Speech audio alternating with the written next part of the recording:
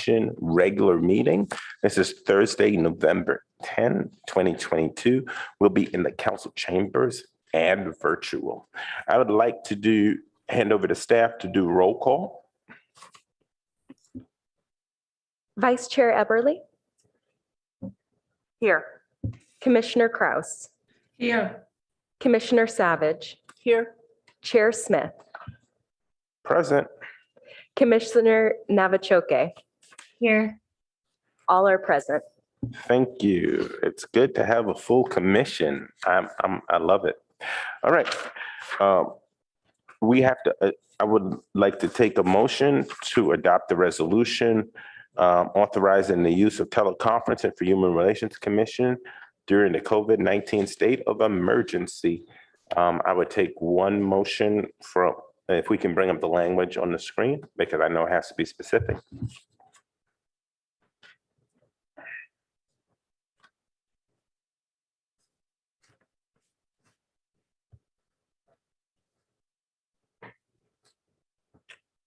Can somebody move the A second. There we go. We have Commissioner Savage and second by Commissioner Kraus. All right. We'll start at the top of that alphabet. Commissioner Eberly, in favor or not? Aye. Commissioner Kraus, sorry. Accident. Aye. Commissioner Navachoke, Aye. Commissioner Savage, Aye. Chair Smith, aye. We have a unanimous vote on item number 1. We are now open for public comment on anything that is not on our calendar. We have no public attendance right now, so thank you. All right. We have no agenda changes, additions, and deletions. Let us move to the minutes from our last minute. Are there any changes or issues or anything people would like to highlight in the minutes? Okay, I'll take a motion to accept the minutes.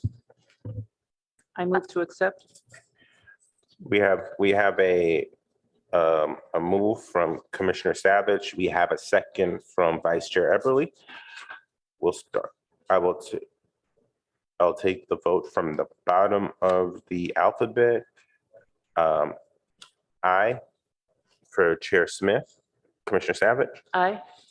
Commissioner Navachoke. Aye. Commissioner Kraus. Aye.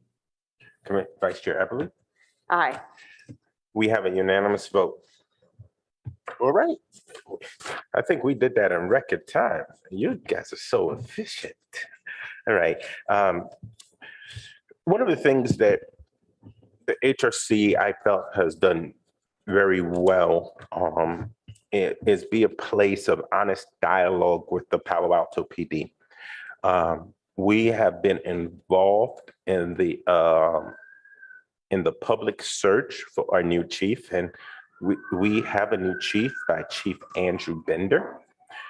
He is here tonight to go over his goals and visions for the department and update on current issues.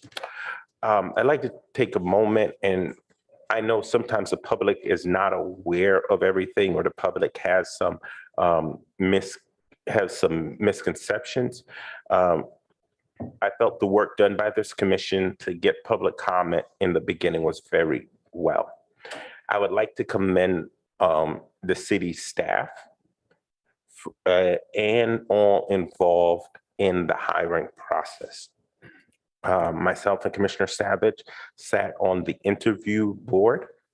What I would like to say about the interview board was I was extremely impressed in the fact that we had several chiefs of color from around the Bay Area that were on that board.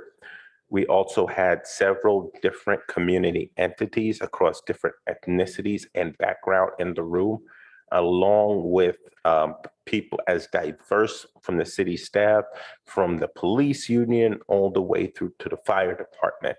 I felt the city had done a phenomenal job in picking a diverse group of candidates. I can say we had two Latinx male candidates, one African American, two African American males, and one African American female and our current chief. These people had significant experience. As I shared with somebody, I said, they didn't find the chief from a small town like Hollister and say, look, we've got some people of color here, so you should look at them. They found chief, 4 or 5 of them had major metro experience with multiple millions of citizens with very large departments. And after 10 to 12 hours of interviewing and votes taken, the chief vendor was the lead vote getter across a diverse group. I feel like we have an honest dealing chief. I don't agree with everything he says. He doesn't agree with everything I say, but we at least have somebody that I feel has a great ethical framework and is able to give me direct answers, whether it feels good or not. We'll argue about that, but he's going to give me the truth as best I understand it.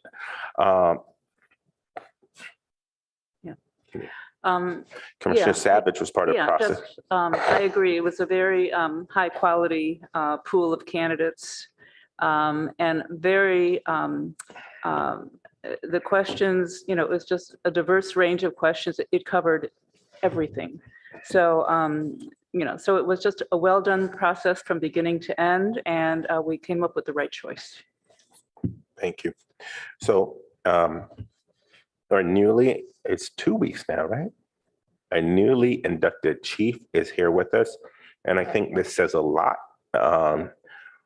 It's his first 2 weeks officially as the chief of police, and it is also a time when there is some public scrutiny by newspaper articles. He could have skipped out and said, I don't need this headache after work. But he's decided to be here. So we're going to give him the floor to share. After that, if there's any public comment, we'll have the public comment. And then we'll ask the various commissioners if they want to ask questions, give them the opportunity to ask questions. All right. Chief, the floor is yours. First, want to thank the Chair Smith. Thanks for having me tonight here. And it is a good opportunity. And I guess you could argue the timing is good or bad. It doesn't matter to me. And I think one of the things as I think about my role as chief in Palo Alto is that I think it's appropriate that I get these opportunities to connect with the community, answer the hard questions. I appreciate that while we don't always agree on everything, our conversations are respectful. I believe that you and the commission have the cities and the community's best interests in mind, and so do I, even if we don't always agree. And I really appreciate this opportunity to be here. In regards to the panel, thank you for you and Commissioner Savage being on that. I'll just say I'm glad it's over with and moving on. And it is a privilege to be selected, appointed, and confirmed and sworn in as the chief of Palo Alto. For those that aren't aware, I came here in 2015 after 18 years with the San Jose Police Department. And it's been a very rewarding and a great experience. And with that, there's so much that our community reads about this police department in our newspaper, our local media, in our newspapers. And there's a lot of headlines. And once in a while, there's a quote from me. But what I want, first and foremost, to let the HRC know and those that are listening in is that I take my role and responsibility as a police chief here very seriously. And one of the things I shared at my swearing in ceremony is that there is rich and deep in the fabric of the city of Palo Alto is engagement, is the sharing of opinions, And as the chief, I'm going to make decisions and take action that not everyone is going to agree with, and I can respect that. But I want to make it very clear that I will always take the time to listen and to put myself in other person's shoes and do my very best to understand their perspective, even when I don't agree with it, and to understand the lens that they're coming from. And I will always, always support their right and people's right to express their opinion and give that, even when it doesn't agree with mine. That's very important. And I just want to share that. You know, as a police chief, I take the safety and the well-being of everyone in this community very seriously. That's something that is always on my mind. And because I'm in the law enforcement business and we deal with crime, it's important to me that Palo Alto is not only a safe city when it comes to crime, but that the people that come here, that live here, that visit, that do business here, that spend time in our downtown and midtown corridors or enjoy our athletic fields, that they feel safe when they're out and about with their families. And there's a lot that goes into that. And so I actually see that as two different buckets. It's not just about having a safe community in regards to crime, but people feeling that safe. And that's something that's always on my mind as well. And so I appreciate this opportunity tonight to talk about my goals and vision for the police department. I've kind of split it into two categories tonight. The first thing I'd like to do is talk about the department, and not just the stuff that's high level. I'd like to give you a little bit of an insight into the inner workings of the department and pull back the curtain a little bit about what goes on inside the police department that you're not necessarily going to read in the newspaper or learn otherwise. You know, we have what I think can sometimes get lost within the minutia and the day-to-day operations of any organization is the mission statement. And one of the things that's been extremely important to me and to make sure that everyone that works at the police department, whether that be our sworn who wear the badge and the uniform, or our professional staff who work our front desk, our dispatchers, our records, all the people that are just as equally important in allowing us to meet our mission statement, is ensuring that we know what the mission statement is, and that is to proudly serve and protect the public with respect and integrity. And, you know, there's been, over the last couple of years, there's been conversations nationally, locally, about that respect and integrity. And I think those are very critical components of how we serve this community and my expectations, and I'll get into that a little bit. But for me as the chief, that's where it starts, our mission statement. And we have core values also that we believe in and that I expect that our officers engage in: teamwork, trust, integrity, accountability, positive attitude, and really critical, the professional and impartial treatment of all. And so when I lay this baseline down as chief for my expectations of what I want from my officers, that's where it all starts. We have operational objectives. We have crime trends that we work. We have personnel issues. We have administrative processes. But I believe as the chief, it starts with our mission statement and our core values. My expectation as that chief is that every opportunity, whether it's out on the street with one of our uniformed officers, whether it's someone coming into the front desk to file a report or front lobby, having an engagement with our dispatchers or our property and evidence technicians, is that those are opportunities for department personnel to build trust and legitimacy. And trust is such an important component for any community and police department to have. It's almost like the currency that we conduct our transactions in. And I have to acknowledge two things. I deal with humans who are fallible and we make mistakes. And we've made mistakes in this community in the past. And I want to just acknowledge that we're not always on our best game. We don't always live up to our mission statement. We don't always live out our core values. We need to acknowledge that and strive to be better. And so I look at these engagements and these opportunities to build that trust and legitimacy.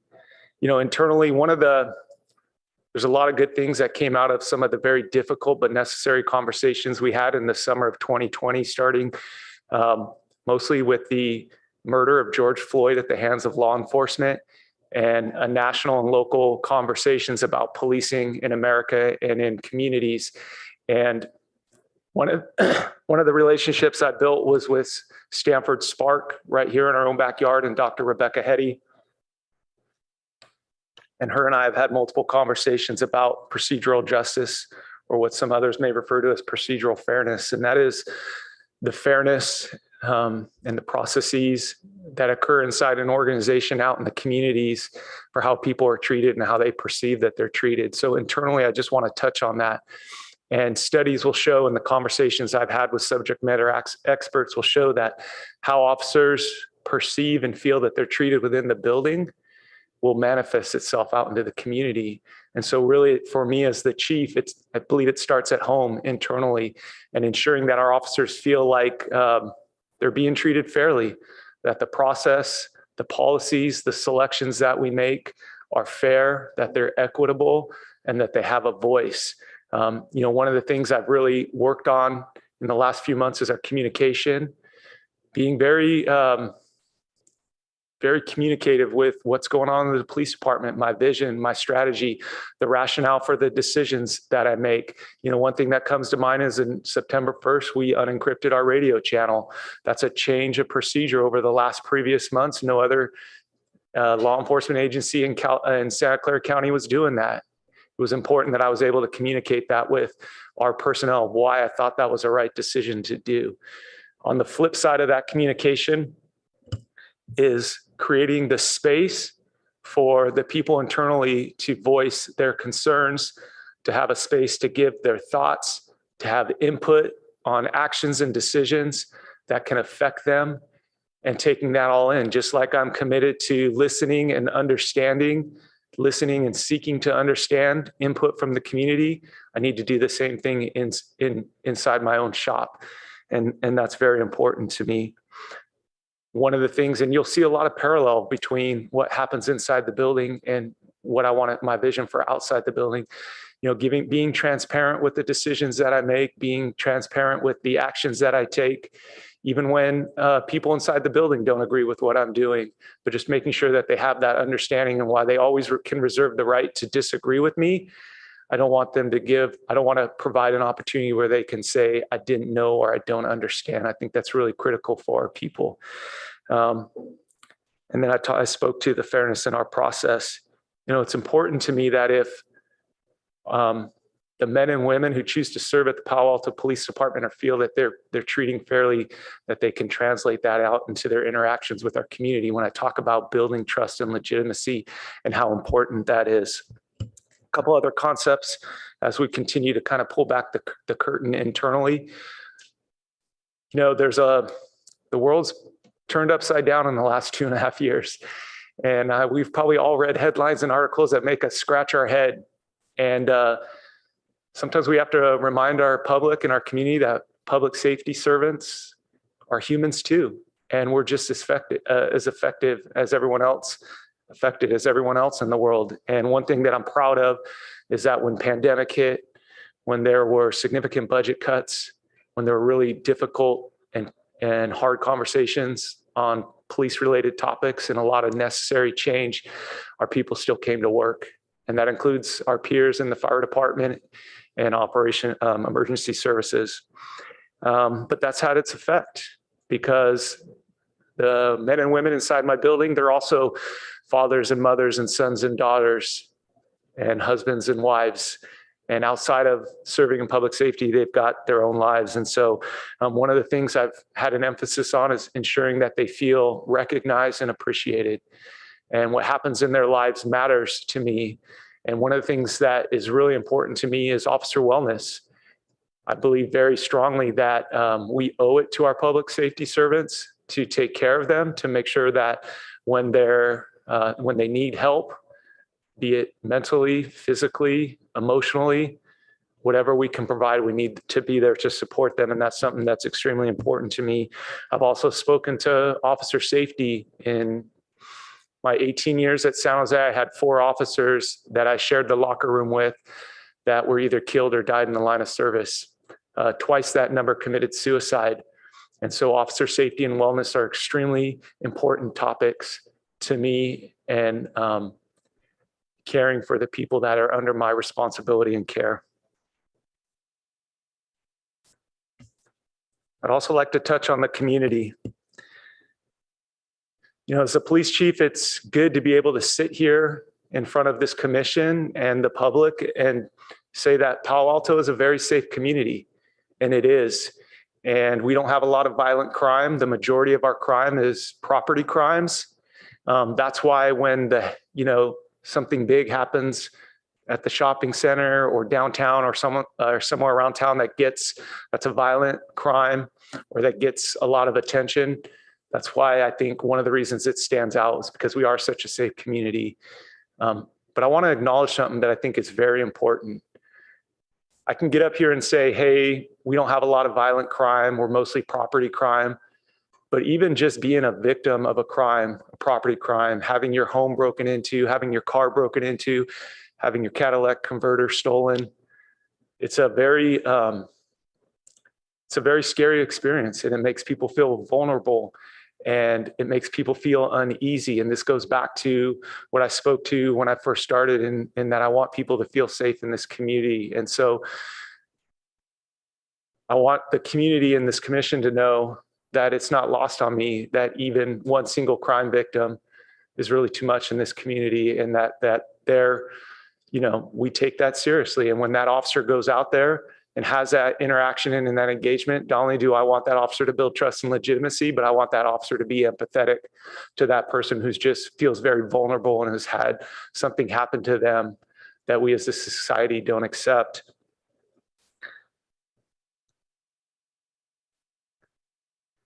I do want to acknowledge too, along those lines, that is, I'm in the business of law enforcement. And so it is our duty as a police department to prevent and suppress crime.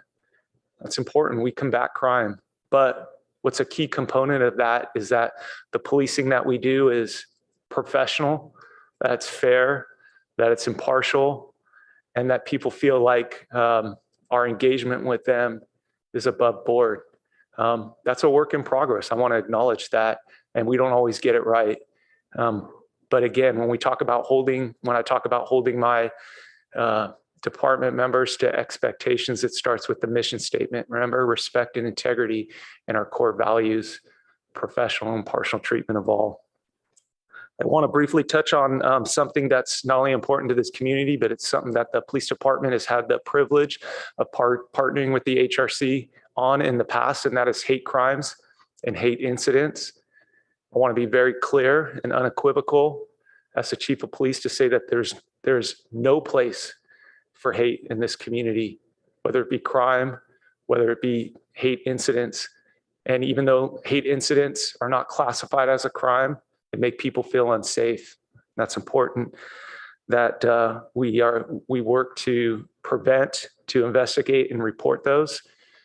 We know, because we've partnered with the HRC in the past, that the police department has policies. And we also, to echo previous information that's been put out, is that it's important that those are brought to awareness and to light. As a police chief, I want to encourage and support the community in coming forward and reporting those. We will go out, we will take a report, we will investigate, and we will track those. Also acknowledging that not everyone wants to have a police officer come to their house or have police engagement in a public forum like that. And so we've tried to make multiple avenues for people to report these things. So you can go online, you can call someone on the phone, we can meet you at a different location, we can also come to your house. But I don't want any obstacle that would preclude someone from engaging with the police department on reporting these things. I want to do everything I can to remove that. And if we're missing something, we're open. The second thing I'd like to talk about in regards with, my community vision and strategy is when I talk about the world turning kind of upside down in the last 2.5 years, and I talk about really hard conversations about police reform and the murder of George Floyd at the hands of law enforcement. If there was ever a time that the police department, any police department, needed to connect with its community, it was then. And through pandemic and other reasons, we didn't get that type of community engagement that we needed, that I believe the community needed and that the police department needed. And it's always a good reminder to remember that they're human and we're human and that we need to interact even when we don't always agree on everything.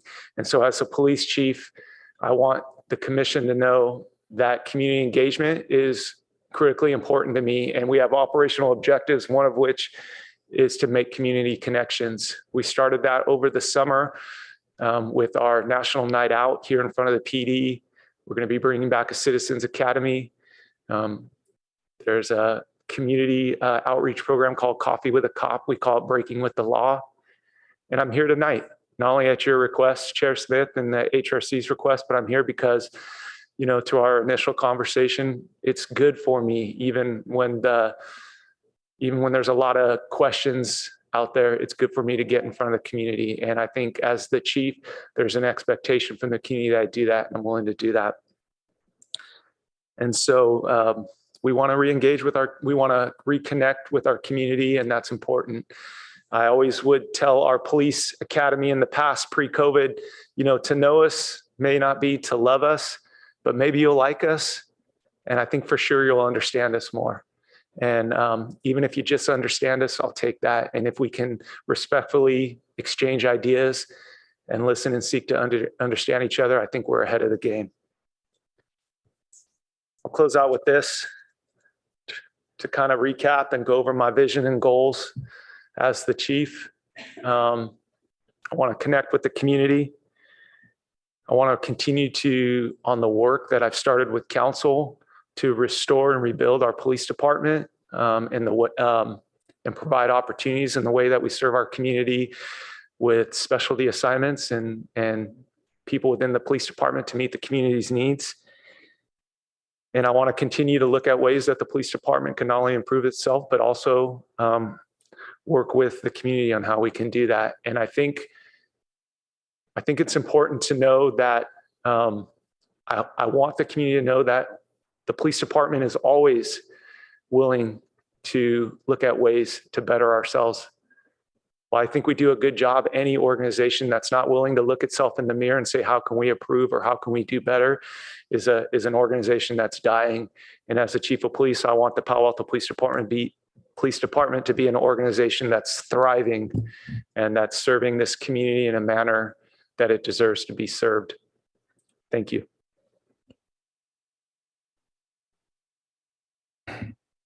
Thank you so much, Chief. We do not have any public on tonight, which is unusual.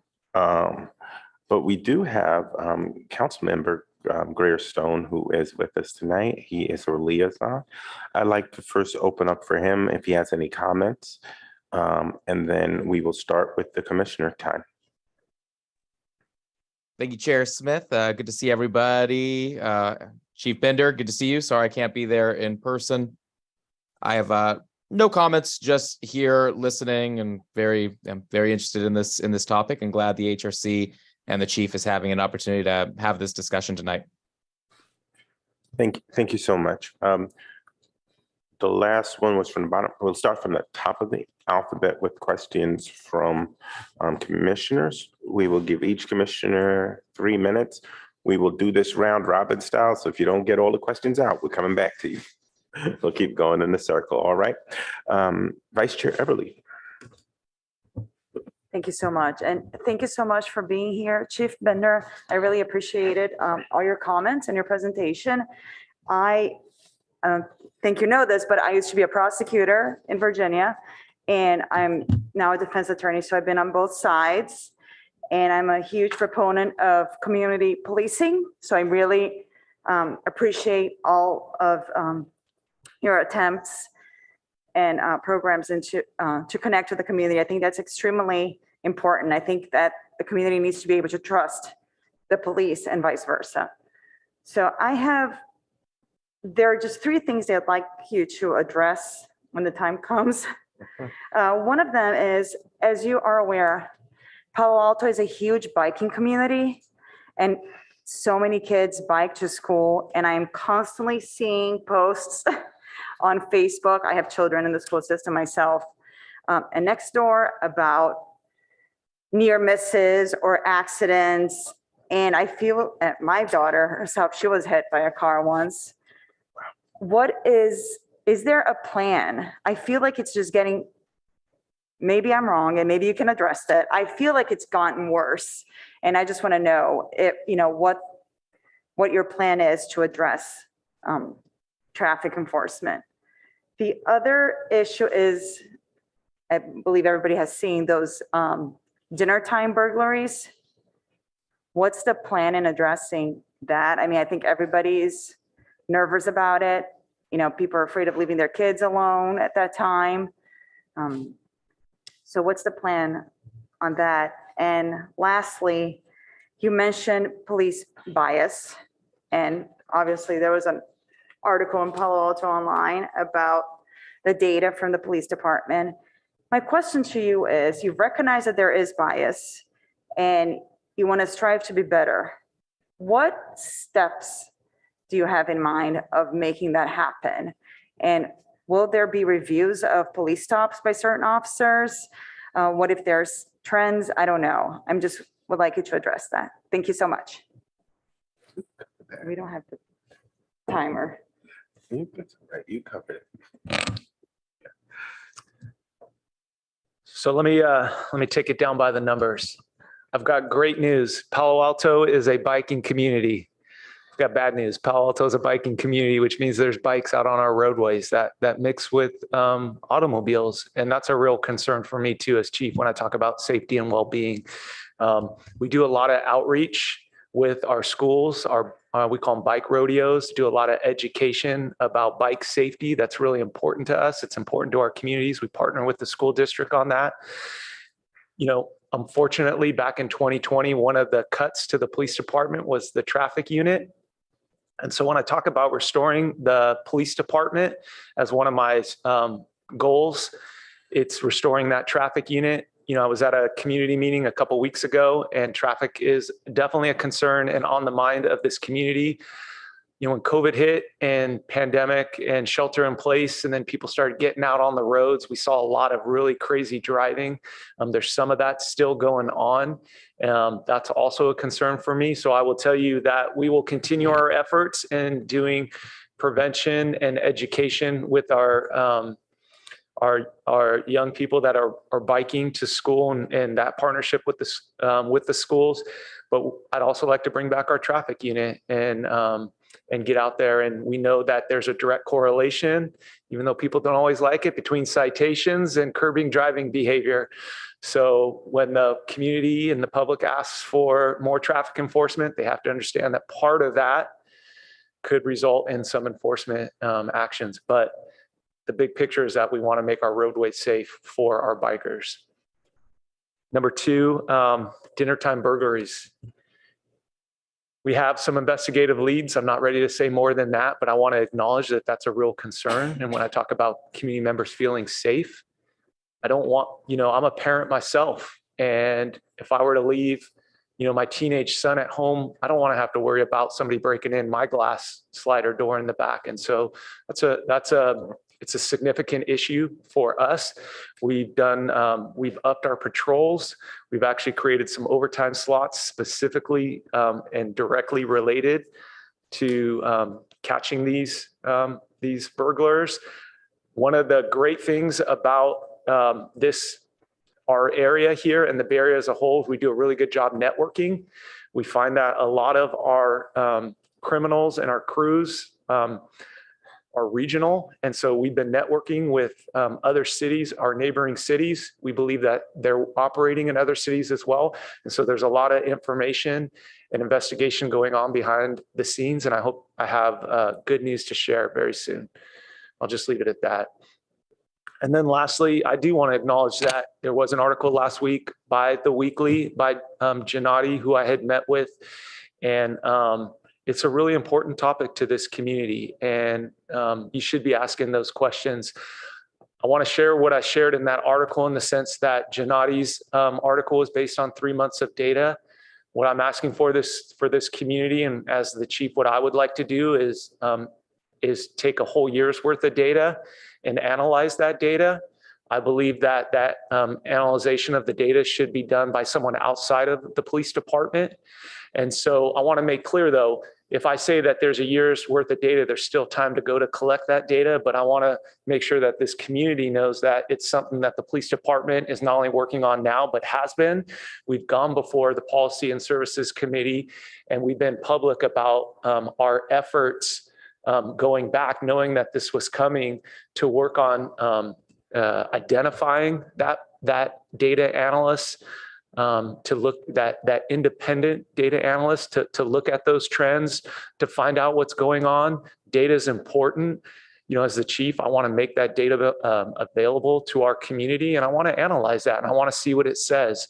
And when I tell you that we're open as we need to be, and my expectation is that if we have areas that we need to improve on, then we're willing to do that. And that's already in the works right now. And I hope to have that partnership. My expectation is that we'll make that information public, and that will tell a story. And that's going to be ongoing work into the future.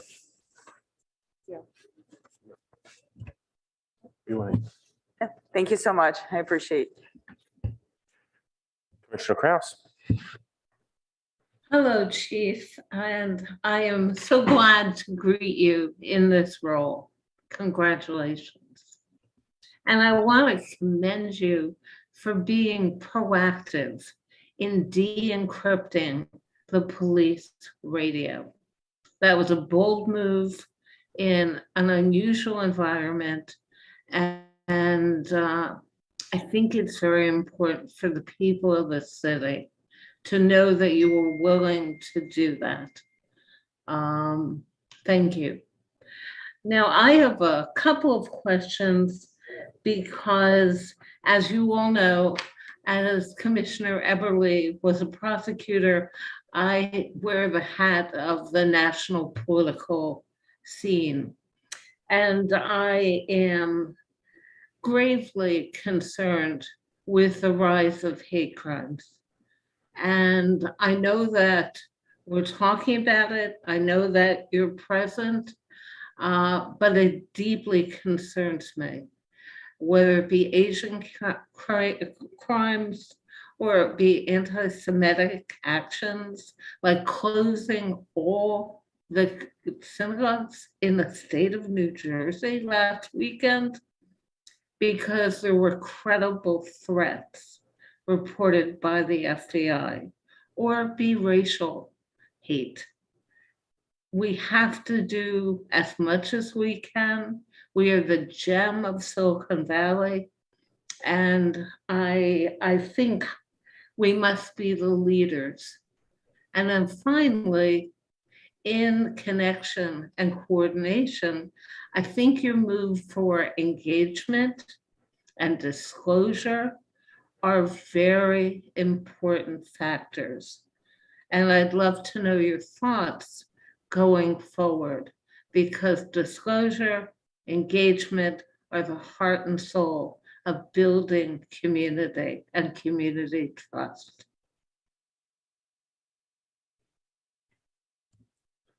Thank you, Commissioner Kraus. I'm going to share your concern with hate crimes and hate incidents. And as I've spoken to already, it's something that's on my mind. It's something that's important to me as a police chief. Acknowledging that we've done some work with HRC and have given some presentations, it's not enough. I think we can do more. I'm willing to partner more. We talk about, when I talk about that community engagement, it's getting out there in the community and giving those presentations, or listening to those in the community that want to share their thoughts, and just making sure that we're always open and providing that space and that avenue, again, for people to come forward, to bring that awareness, to ensure that behavior is not going to be tolerated in this community, and taking that unified stand and saying that there's no exception for any type of hate in this community, and just being very bold and being very clear about that. In regards, thank you for the kind words on the unencryption. You know, I have a lot of police chief peers in this county. They all have opinions on the topic. But what I told them, I'll tell you. And that is, I'm the police chief of the Palo Alto Police Department, the Palo Alto community. And what's important to me is what's right for this community. And that's why I made the decision that I made. And that's why I can get behind it. And when we talk about things like engagement and disclosure and transparency or more visibility, whatever words that you want to give to it, that's something that's important to me. And, you know, I think in the past, holding information, you know, it doesn't build trust, it can decrease trust and it can marginalize trust. And I want to build that trust. And so just acknowledging that it's my goal to give greater visibility on what the police departments do in this community, acknowledging again that not everyone's going to agree with me. That's okay. It's okay. I want you to understand the rationale for the decisions that I make and the actions that I take. Thank you. Commissioner Navachoke. Thank you, Chief, for spending your time with us tonight and sharing your insight. It was great for me to hear your words, and I especially appreciated what you said about trust being currency. I think those words are spot on as we are reimagining who we are and how we are in the society. I think we've noticed an erosion of trust, and it's what we trade and it's what keeps us afloat and keeps us moving. I also want to commend your work on de-encrypting the police channels and also your work with Stanford Spark. I know that they are doing excellent research, and it's very heartening to know that you're partnering with them and probably have been working with them for a long time. I have a few questions for you, and sorry if they're all going to be thrown at you, but the first is on community engagement, and you mentioned a few initiatives that you are taking to engage and better connect with the community. I wanted to ask about one that you find is working particularly well and has had a better success rate. And the second thing I wanted to ask was on officer wellness. I think that's also a very important aspect that maybe is often neglected, and the numbers that you cited are worrisome from your previous experiences. So what are some initiatives that you wish the department could be doing to enhance officer wellness, and what deserves attention? Thirdly, it feeds into the officer wellness, and it's what items do you wish you could be working on? What does the police department need? You mentioned maybe bringing back a traffic unit. Are there other areas that you feel need like a refueling or a refocus? And lastly, do you anticipate there being any changes in your role or in your department with the new Santa Clara County Sheriff? Thank you. Question. Sorry. It's great to meet you, and thank you for your questions. Let me talk first about what I think is working well with our community engagement, with actually given just a baseline that any community engagement that ends in a positive, interaction, even when we don't agree, I think is a good one. One thing I especially like is our Citizens Academy, because it provides the opportunity for us to give an explanation about what we do and why we do it, but they're also for there to be two-way dialogue. And it's not just about the police department saying we do this because of this, but then sitting back and answering questions for people have questions about police practices and operations. And why do you do this? Why do I drive down the street and I see 3 police cars for 1 car stop when there's only 1 person? Those are good, valid questions. We should be able to answer those. That type of dialogue. Why did the police have to handcuff my cousin, under these circumstances? Why did they have to put him in the back of the car? Those are the kind of conversations that I encourage, that the police department should be ready to answer, be prepared to answer. And I think that I like the police academy because we give the insight, they get to ask the hard questions, and hopefully we come to an understanding about why we do what we do. In regards to wellness, I think we do a really good job within the police department. We have a peer support team. The officers know that they have outlets if they need time off. We're trained in identifying issues within that may be affecting officers. I think my biggest thing is that just ensuring that we don't ever overlook or look past an officer that needs help in some form or capacity. That's the biggest thing that's on my radar when it comes to wellness. Remember, officers by design are used to being problem solvers and being the strong kind of one that people come to when they need help. We have a really hard time asking for help sometimes or acknowledging that we need help. So just having our radar on for being aware of that. Things that I would like to bring back, I'd like to bring back not only the traffic unit. We had a dedicated team that worked downtown, our shopping centers, Midtown, and we're a great conduit for unhoused and other low-level issues, quality of life crimes that we didn't feel needed to be necessarily, at least at first attempt, solved in a criminal nature. We know that we're not going to solve being unhoused and other quality of life stuff through arrests necessarily. So I'd like to bring back that team as well that has that relationship, that knows our unhoused and other members that are downtown. We went from 12 detectives to 4. When we talk about the dinner time burglars, I only have 1 detective in the burglary unit, and he is in charge of every burglary. He investigates essentially every burglary that's has follow-up in this city. I'd like to rebuild back our investigative bureau, and I think that's a good start. The last question, I only wrote down any changes. Could you just remind me what that last one? Yes, it was if you anticipate any changes with the Santa Clara County Sheriff. Oh, I have no comment on that. I think the election results aren't in yet. And I know we're all waiting for a lot of elections to conclude. And whoever is ultimately elected by the people of Santa Clara County, I know both candidates and happy to partner with both of them in law enforcement endeavors of mutual interest. Thank you very much, Chief. Thank you. Commissioner Savage. Okay, thank you for your time, Chief Binder. The questions I had and areas of concern I have already been brought up by the other commissioners. So, so I'm done here. You done? Okay.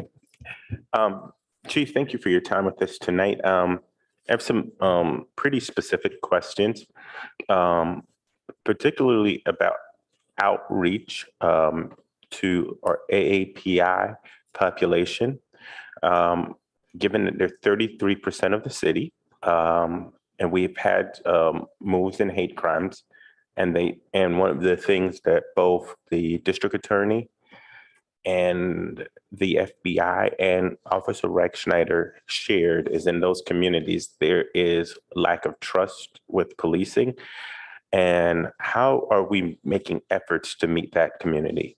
My second question is, as I was reading the article, I think there are some trends that are disturbing in it. But a couple of things, and I'm willing to say, let's look at a year worth of data. My hope is that we get quick response from the data vendor. But the thing I would like to ask is, there in the call for service,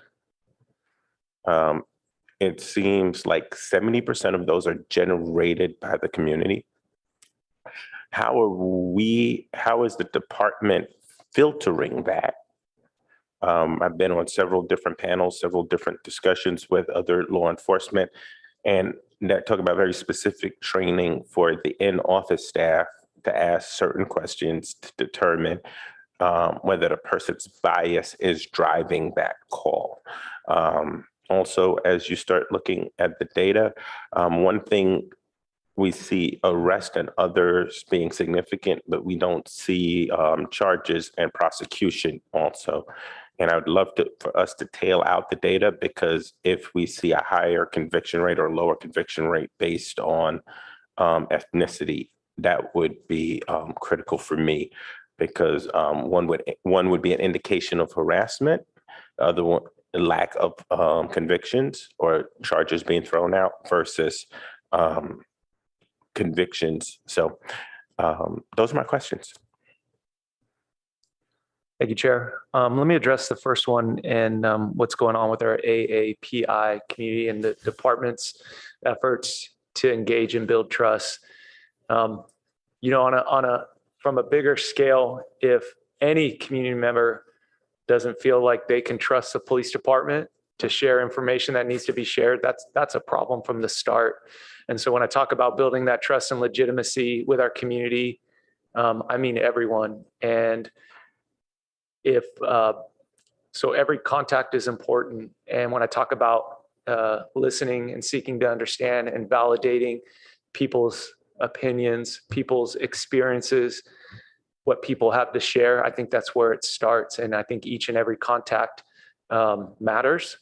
I think that it's important for the police chief to make clear, like I've done tonight, that hate crime and hate incidents aren't acceptable and that we want that community and any community member to come forward.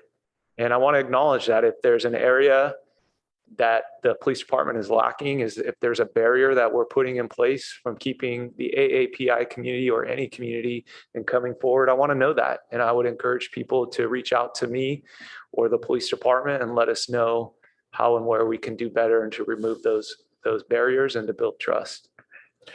Okay. I know that we will be doing a study of the AAPI community, and I'm pretty sure myself and Commissioner Navachoke will reach out and ask if we can interface with PD and maybe see if you can help us in that area. Yeah, and that's the other part. You know, we've partnered with you with the HRC in the past, and we want to continue to partner. And even if it's a listening role, whatever's asked of us, it's important that whatever community that we're trying to reach out to, that they know that we're there at the table and that we're listening and paying attention. So we would welcome that opportunity. To your second question, Chair.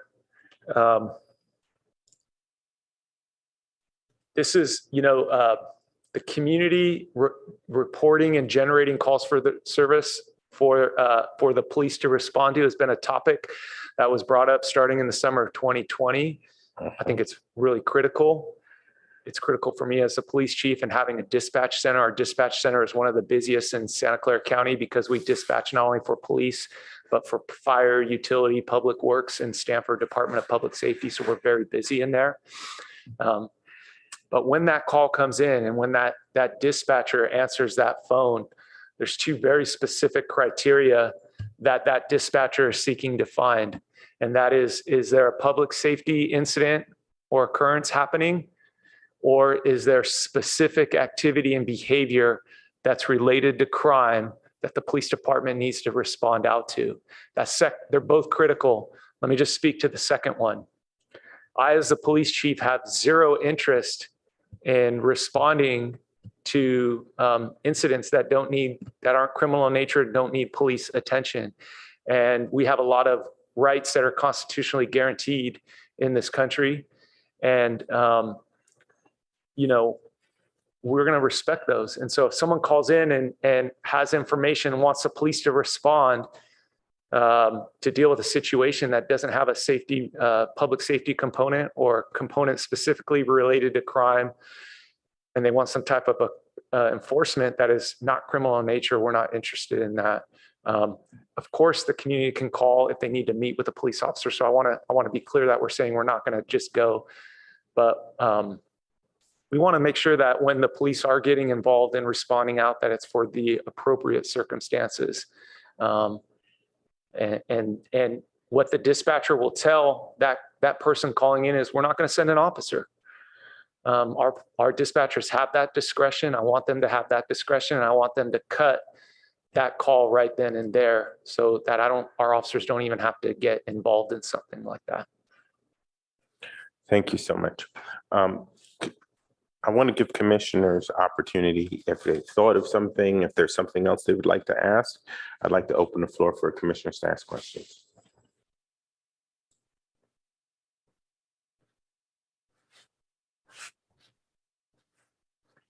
Nobody has any questions? Commissioner I- Kraft. Yes. Chief, please get that traffic division up and running. I can tell you that I was up and working with my PT specialist this morning down Forest Avenue. And he looked up and he said, wait, Michelle. He looked up and said, this is the first time in 16 years I have not seen a car stop at the stop sign for a disabled person or an injured person walking across the street. It was abysmal. So please engage, make this happen. It was very scary to me. That's all I can say. Yeah, thank you, Commissioner Kraus. And I know others share that concern, and traffic safety is definitely an important component of overall community and public safety. And so definitely we'll take that under consideration, and that is a goal of mine as well. Thank you so much, Chief. I know that we'll be talking about partnering with the FBI on hate crimes in the new year. So I'm looking forward to that discussion, but we wish you the best because your success is our community success. So we hope for the best, and we'll be asking questions about data in the future, but we want to make sure that as our community goes, our PD is successful, and your success is critical for our community to move forward. So thank you. Thank you, Chair, and I appreciate the opportunity to be here tonight. Thank you so much. Commissioners, we're going to take a 5-minute break. We will be back in a few minutes. Thank you.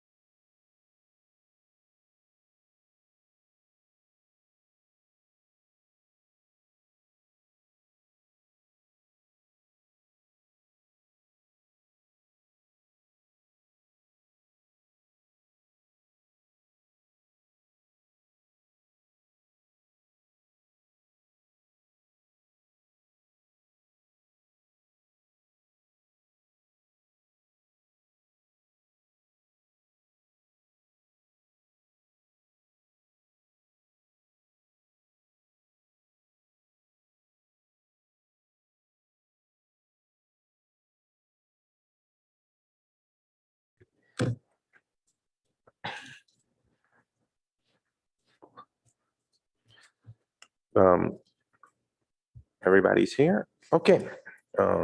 Commissioner Navachoke? I did say 5 minutes. Yeah. Okay, thank you. Yeah. All right. Thank you all for allowing us to take that break really quickly. We're doing item number 4, recommendations from the ad hoc subcommittee in response to city council referral to the commission on ways to improve the implementation of the current city renters protection. This is a more in-depth dive on work that we started last year. We sent the work back to the city council and then they sent us more work. So, you know, if we had 7 commissioners, this would be easier, right, Councilmember Stone? Now, I want to turn it over to staff. We will have Director O'Kane, who was pinch hitting for our staff liaison, but we're grateful she is here. She's going to give us just some background information, and then we will turn it over to Commissioner Kraus and Eberly, who have put together a presentation. Then we'll do public comment, and then we'll do round robin. There we go. Thank you. Great. Thank you so much, Chair Smith and Commissioners. I am Kristen O'Kane, the Community Services Director, and I'm going to do my best on this item. I did a bit of research today to be prepared due to the sort of late notice for tonight. So this item is specifically focused on ways to improve implementation of the current city renter protections. So I'm going to give a brief background on the current renter protections that are identified in the municipal code, and the staff report includes the actual code sections where these can be found in more detail. So the 3 current renter protections are a 1-year lease requirement, relocation assistance for no-fault evictions, and the mandatory response. So that 1-year lease requirement has been in place actually for quite a long time, since 1980. And this was put in place to provide some stability to renters, one, for their rent, and also just to have some stability in knowing they would have a lease for a minimum of 1 year. So this requires a landlord to offer in writing a lease term of 1 year to a tenant or potential tenant. And during that 1-year lease term, the rent amount cannot increase. The second is the relocation assistance for no-fault evictions. This one is much more recent. It was originally brought forward in 2018. At that time, it was specifically for properties of 50 rental units or more. Since then, it's been reduced to 10 rental units or more. This one provides relocation assistance to tenants who are evicted for a reason that is not the fault of the tenant. So for example, if a tenant continually doesn't pay rent, this does not apply to them. The relocation assistance payment does vary depending on the size of the unit, which is based on the number of bedrooms, and that ranges from $7,000 for a studio to $17,000 for 3 or more bedrooms. Finally, the mandatory response. This ordinance was passed in 2002 and was actually the result of work by this commission. The ordinance established a landlord-tenant dispute resolution process for specific issues such as rent increases, security deposits, and maintenance issues. The ordinance applies to residential rental properties containing 2 or more dwelling units, and any residential rental property that is owned by a person or company that owns 2 or more residential rental properties in Palo Alto. This one also requires the landlord to register their rental units with the city, and that is actually managed by Minka's office, the Human Services Office within the Community Services Department. And that is all I have. So I think we will now turn this over to Commissioners Eberly and Kraus. Commissioners?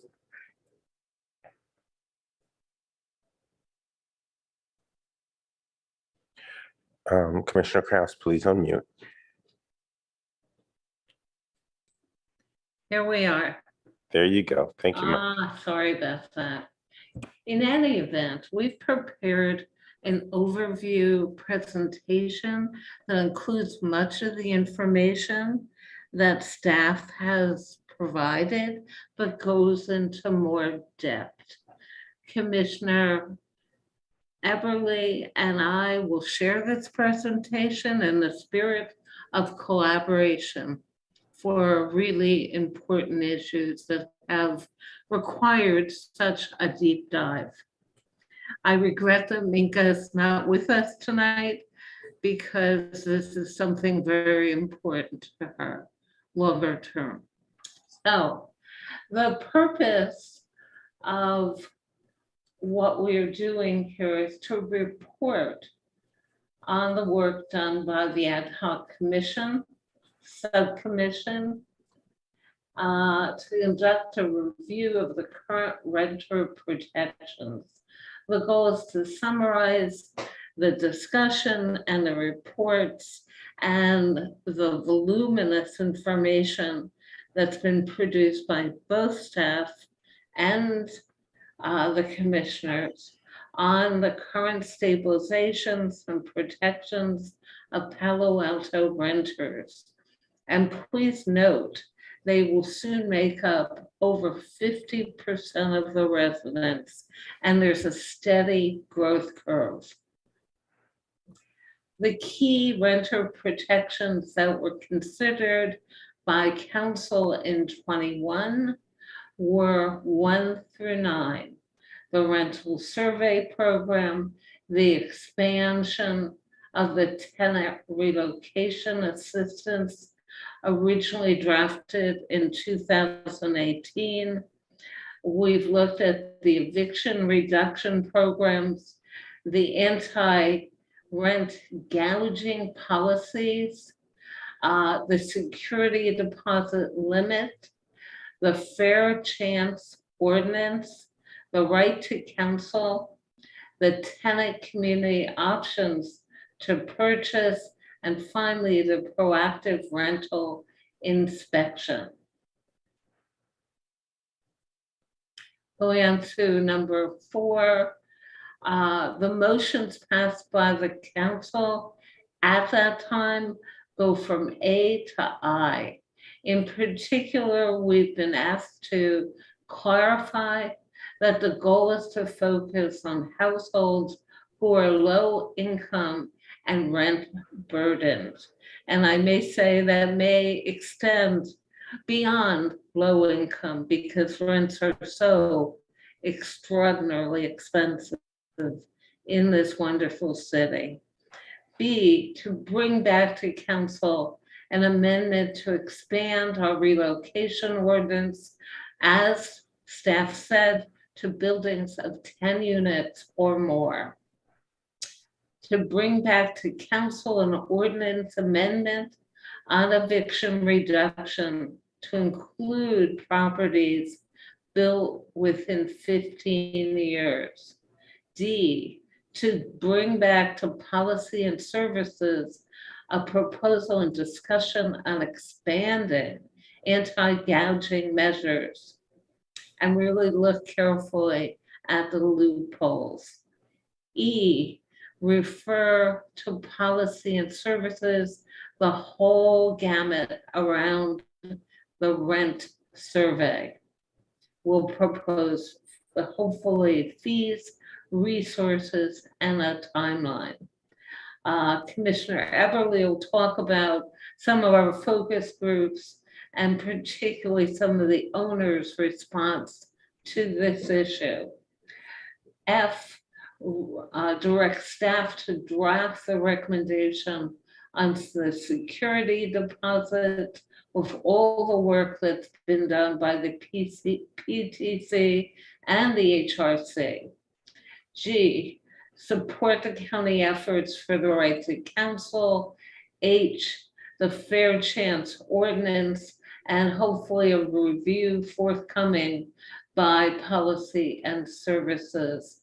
And finally, I, to improve the implementation of the overall and current city renter protections. I pass the slides to my fellow commissioner. Thank you so much. As staff already mentioned, council directed us to look at the one-year lease provision, relocation assistance, the mandatory response program, and the landlord registry. First, I'm going to talk about I'll give you a little bit of background on Municipal Code 9.68, which is the relocation assistance for no-fault evictions.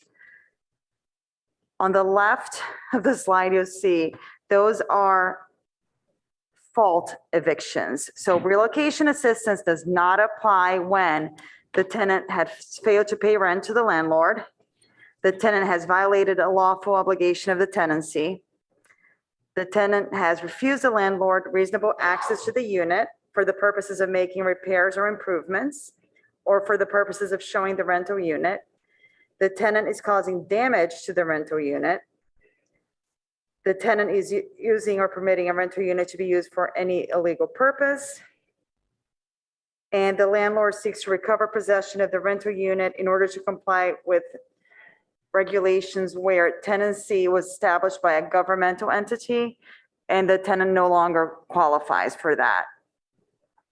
So when you have any of these instances, relocation assistance does not apply. Relocation assistance does apply when you have no fault evictions. And according to the code, it includes to demolish or otherwise permanently withdraw the rental unit from offer for rent or lease, to perform work on the building or buildings housing that renders the unit uninhabitable, for use and occupancy by the landlord or the landlord's family, provided the landlord is a person, and for no specific cause. The landlord just felt like he wants to take the place back. So in those instances, those are no fault evictions, and then the rental housing assistance, the relocation assistance does apply. Next one, please.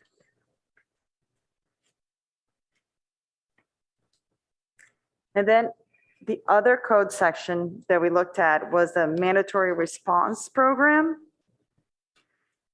And the first stage of the process offers the involved parties the opportunity to resolve their dispute through telephone conciliation. If the conciliation is unsuccessful, then both parties are required to attend a mediation session and to listen to the explanatory opening statement from the mediator. These telephone conciliation, the process is done through the Palo Alto mitigation program. And basically, they would call the landlord and talk to them to try to resolve the dispute. Okay. Mandatory response to requests for discussion of disputes between landlord and tenants. The mandatory response applies to residential rental properties as follows. Any residential rental property containing 2 or more dwelling units, except 2-unit residential rental properties in which one of the units is owner occupied, or any residential rental property that is owned by a person or legal entity that owns 2 or more residential rental properties within the city. Next slide, please. And I'm gonna. Then we move on to more discussion of the ad hoc subcommittee discussions and the work we did together. Feedback was gathered on the following 6 items: on the mandatory response for code 9.72, on the landlord registry, on the 1-year lease, on the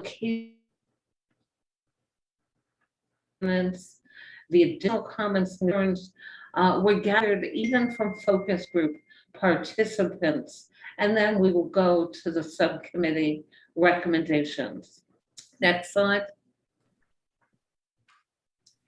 Now, feedback was gathered on mandatory response of 9.72.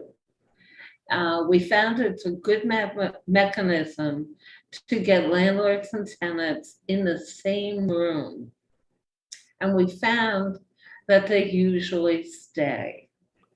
Now, it is imperative that the rental agreements include language about this mandatory response program, but it's not always there. And the landlords are not always aware. Now, moving on to the landlord registry, not enough landlords know about the registry, and that's a real problem. And that there is no teeth in this, there's no consequence for not registering. So it makes it very, very difficult to enforce. It was suggested allowing landlords to be able to choose a point of contact to the registry, that they weren't overwhelmed by that opportunity, or at least the owners were not. Feedback on topics 3 and 4, the one-year lease and the relocation assistance ordinance.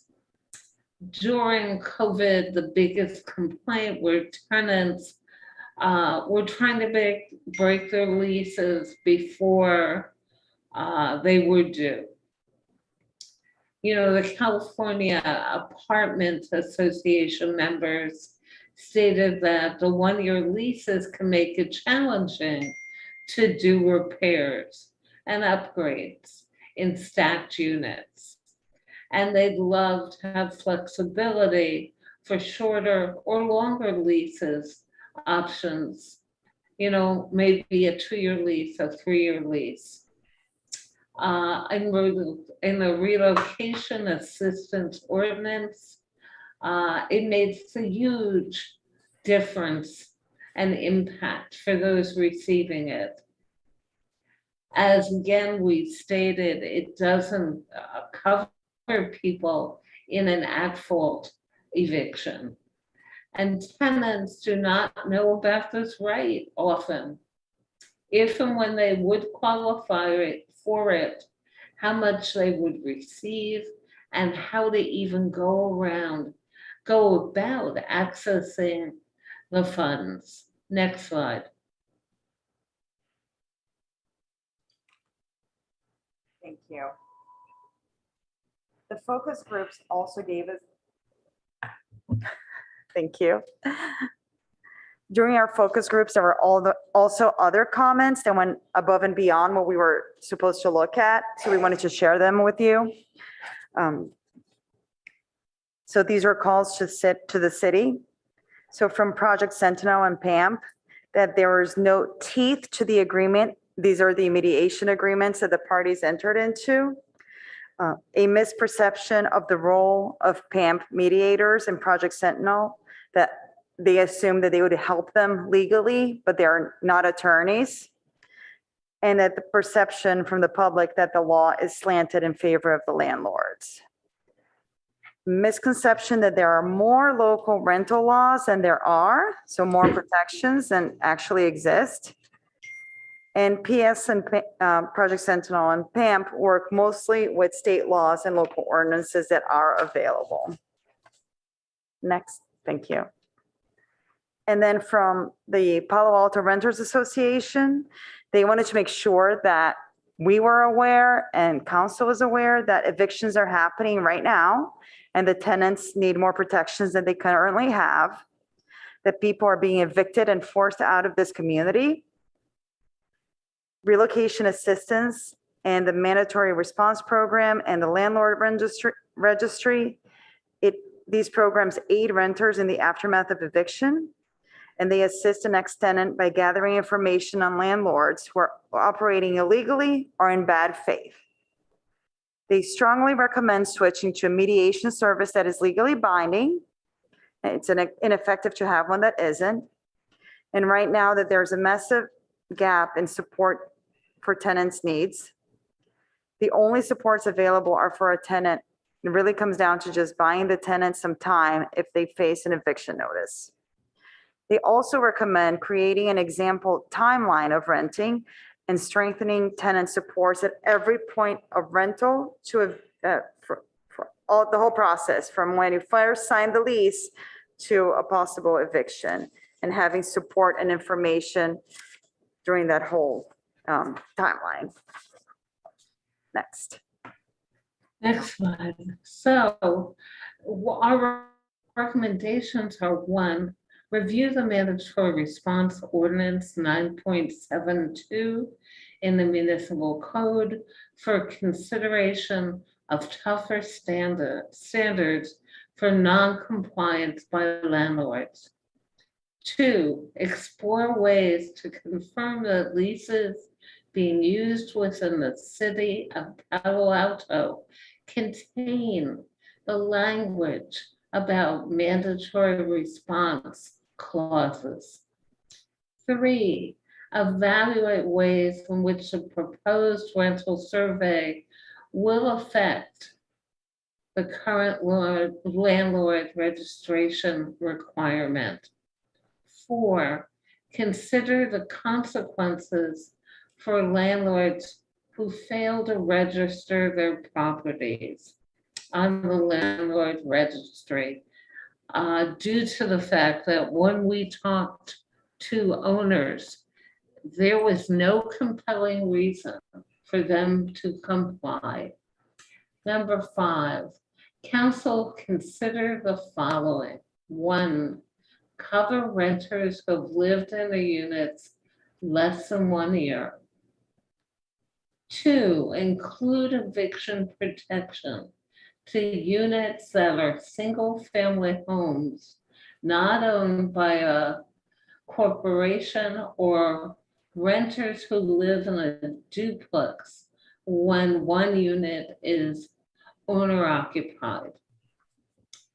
Six, expand relocation assistance to buildings with less than 2 units not owned by corporations. Explore using other metrics to dictate when relocation assistance should be triggered. Next slide. We felt strongly about 2 issues that we really want to emphasize to council, which is we recommend and agree with the PCC in limiting landlords' ability to inquire about an applicant's criminal history and the development and acceleration of that development of a fair chance ordinance. 2 cities have passed it over the last 2 years, Berkeley and Oakland, and are considered best practice ordinances. Number 2, we recommend a reconsideration of a proactive rental inspection programs, which are another powerful renter protection tool being explored by neighboring jurisdictions. It would mean that inspectors were routinely visiting the entire rental housing inventory to make sure the units were safe and legally operated. We know that that was voted down by the PTC. We understand the HRC did not support this, but in reviewing the voluminous amounts of information, what other neighboring jurisdictions are doing, this became all important. And we open it to questions and discussions. Thank you, Chair. Thank you, Commissioner Everly. Thank you. The recommendations were 2 slides, right? Oh, sorry. Did I miss one? No, Yes. because I'm going to probably ask as each commissioner talks about whatever recommendation, we put that slide up so that the public is in context with it. All right. Thank you. First of all, thank staff and thank you guys for the great contextual information.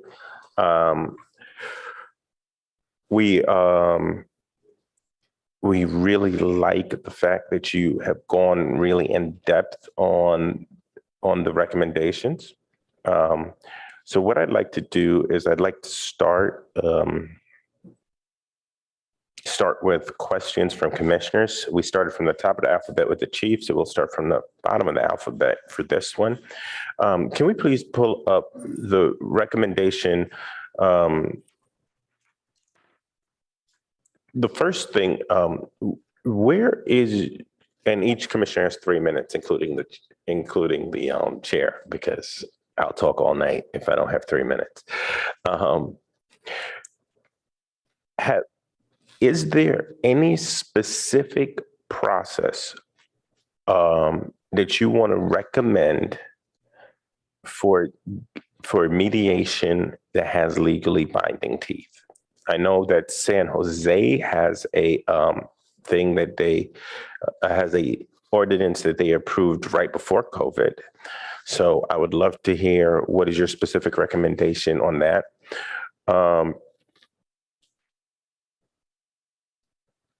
Can we go to the next recommendation slide? I'm deeply what information currently can be requested by a landlord on a renter's criminal history? Again, if somebody has served time and gone through probation, unless they're a sexual offender, there shouldn't be a question of that basis. So are we currently asking that? What is the current questions being asked? And what does a fair chance ordinance look like in Berkeley and Oakland? Those are my 2 questions. Okay. Commissioner Everly, do you want to take the mediation? Well, I think that the council can just amend the ordinance to say that it would be legally binding. Okay. And right now it's not. Now I will. But is Pam with volunteer mediators, are we comfortable saying that that could be legally binding? Well, I will tell you that even though that was one of the recommendations that came up, most of the time, people, the landlords and the tenants do follow through on the Okay. recommendations. So the other thing that the council could do is possibly fine the landlord. But I am not an expert on. I'm very intrigued with the rental protection with that mediation. I think to strengthen our case, if we could go to PAMF and get some idea of how many people don't follow through. Because I'm pretty sure that's going to be the first question when we go to if we go to council with a recommendation like this, they'll say, how many, okay, you want us to make it legally binding, how? And they will also ask, how many people aren't following through or aren't using this? Well, I know somebody will ask this following question, but I don't think we have data for it. How many people aren't using it? I don't know how you get that data, but those 2 points. Well, I can tell you that we talked about it and most of them did. I cannot even, I mean, we can go back to them, but most of them did follow through. And the other thing is, even though all they needed to do was come to the mediation, they didn't have to sit through it.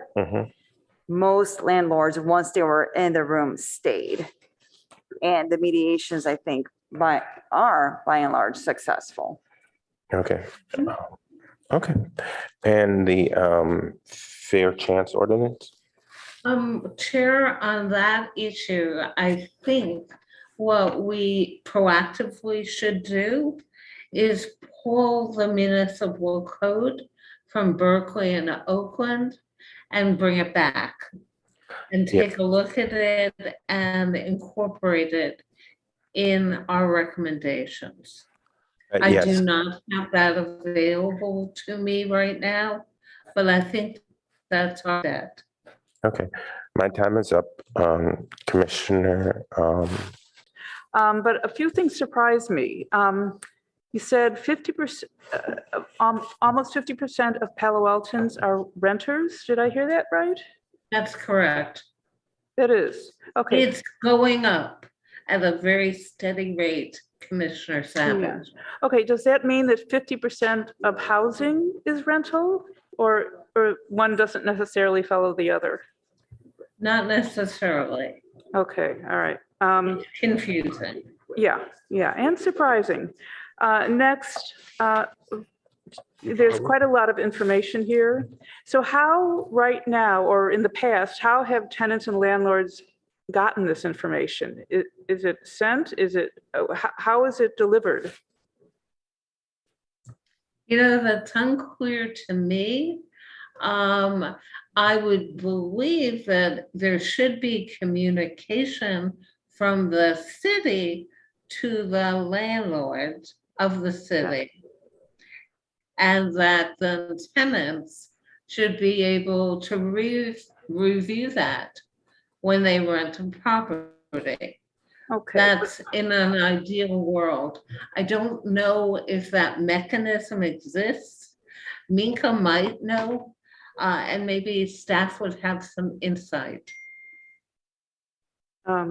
Okay. All right, and let's see.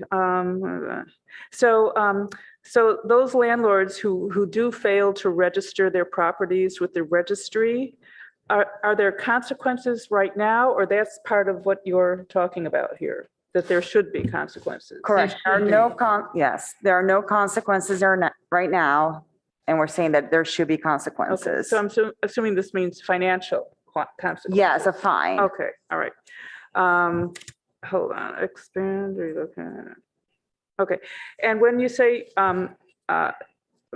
relocation assistance should be expanded, who or what group does that now? Who provides that? It's the landlord who pays. The what? Yeah, The landlord pays. Oh, all right. right. Okay. And that came out of Commissioner Savage of the 2018 no-fault eviction problem on University Avenue. Yeah, okay.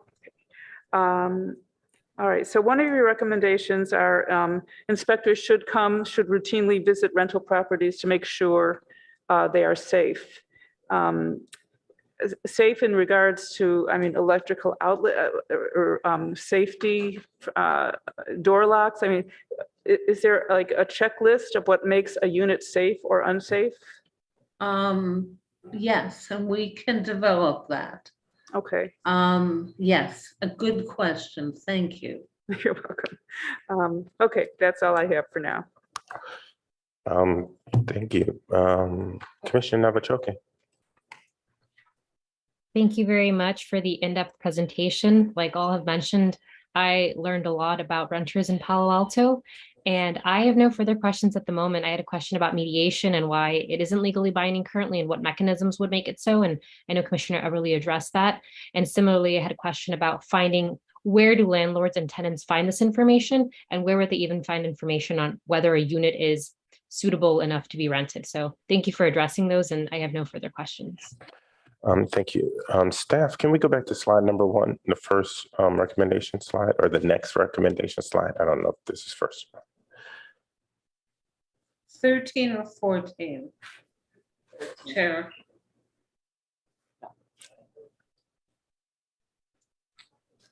This is perfect. Thank you.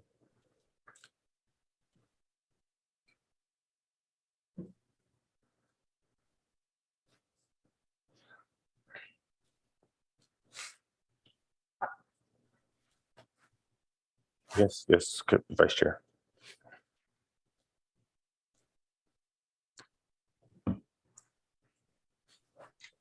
Is the chair thinking about motions for the, I mean, I think we have to make motions and then vote on each recommendation, correct? I was going to bundle them all as one, and if somebody had an issue with that, then I would pull out. Then we'd have to start talking about which one I'd approve the rest of them, and then we could work through the one motion. I wasn't going to be here all night. I would love to hear council's opinion about number 5, the second one, whether we should include duplexes where one unit is owner occupied. I haven't. So I would love to hear what everybody else thinks. this is my. I have a couple of hesitations tonight.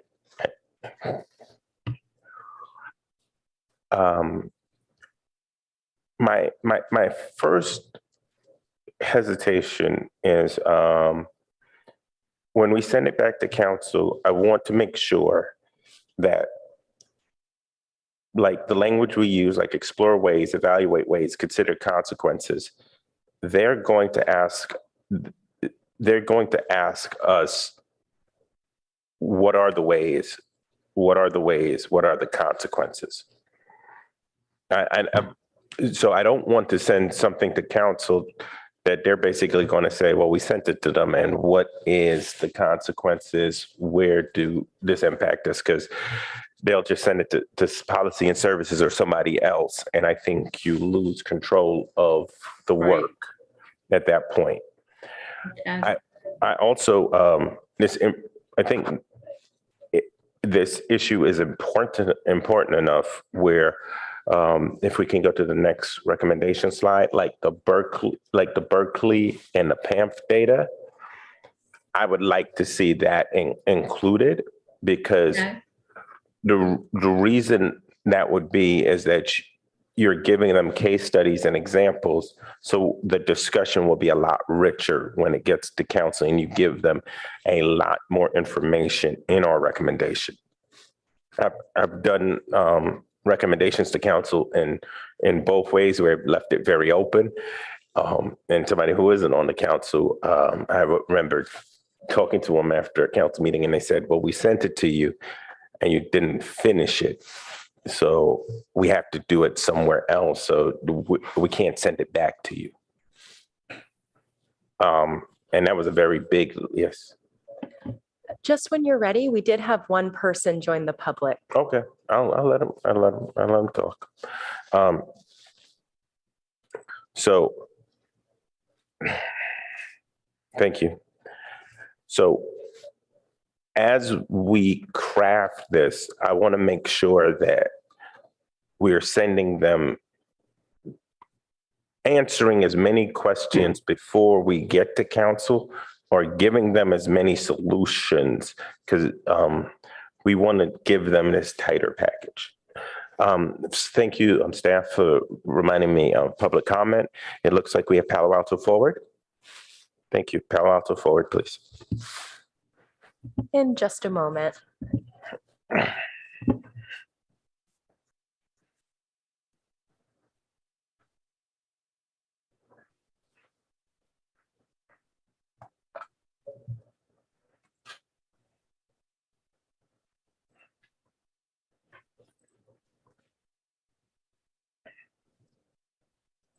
Sorry for the wait. That's all right. Take your time.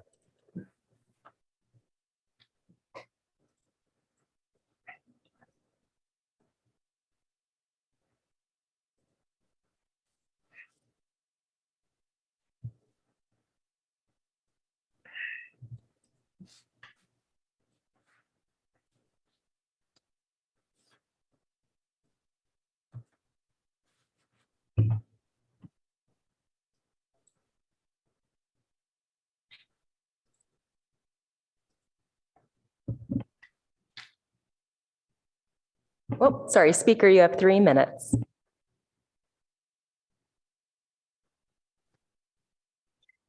Hi there, this is Lauren Bigelow with the Palo Alto Renters Association, and I didn't actually have comment. I was just here to listen. And I am deeply appreciative of all of the work that you have put forth on this issue. And the last name is spelled B as in boy, Igelow. Thank you so much. Lauren, it is good to hear your work in a different role, but good to hear your voice. Thank you. Commissioner Eberly, you asked a question on slide 13. Yes. I'm going to start at the top of the alphabet to give a response. If you could put slide 13 on the screen.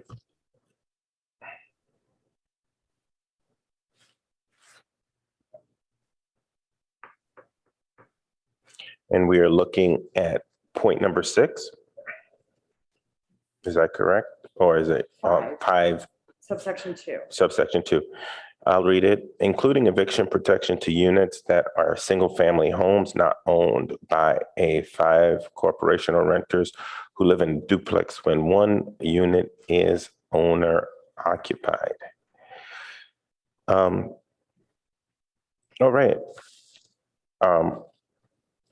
I would start with Mr. Eberly, but it was her question, and I will go to. I can do Commissioner Kraus. She also wrote the report. Commissioner Navachoke. Sorry, I'm not sure I understand the question. First of all, I'm sorry, ignore the 5. That was a footnote that became a number.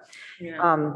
The question is, how does the committee feel about including duplexes when one unit is owner occupied? And this is for no fault eviction, relocation assistance. So the person owns a duplex, they live in one unit, they rent out the other unit, and now they have to pay relocation assistance to that unit.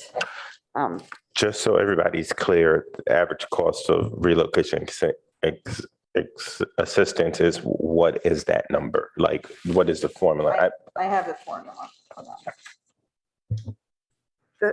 In general, the formula is 0 bedrooms, $7,000, 1 bedroom, $9,000, 2 bedrooms, $13,000, 3 bedrooms, $17,000. So we're talking about a single rent. We're talking about a homeowner in a duplex. And if it's a 2 bedroom, they would pay 13. Oh, I got some opinions. Commissioner Navachoke. In all honesty, I feel like I don't know enough about this topic to provide an answer or even to give a succinct opinion, but I am for eviction protection and supporting help for renters. So I don't feel qualified to answer, but I am pro helping renters. So I know that's a bit nebulous. Thank you so much. Commissioner Savage. Ditto on that. 13,000 does seem like a lot of money to me. How did that formula originate? I mean, that's the formula that the council came up with. I don't know. Maybe Commissioner Kraus knows.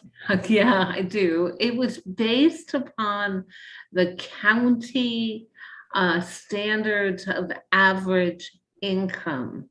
It was laboriously studied. Remember, we live in one of the more expensive areas of the country, and it was based on particular standards and mediums of income. Because to be able to move and deposits, it is tremendously expensive in this area to do so. And these were county income means and standards. Okay, thank you for clarifying.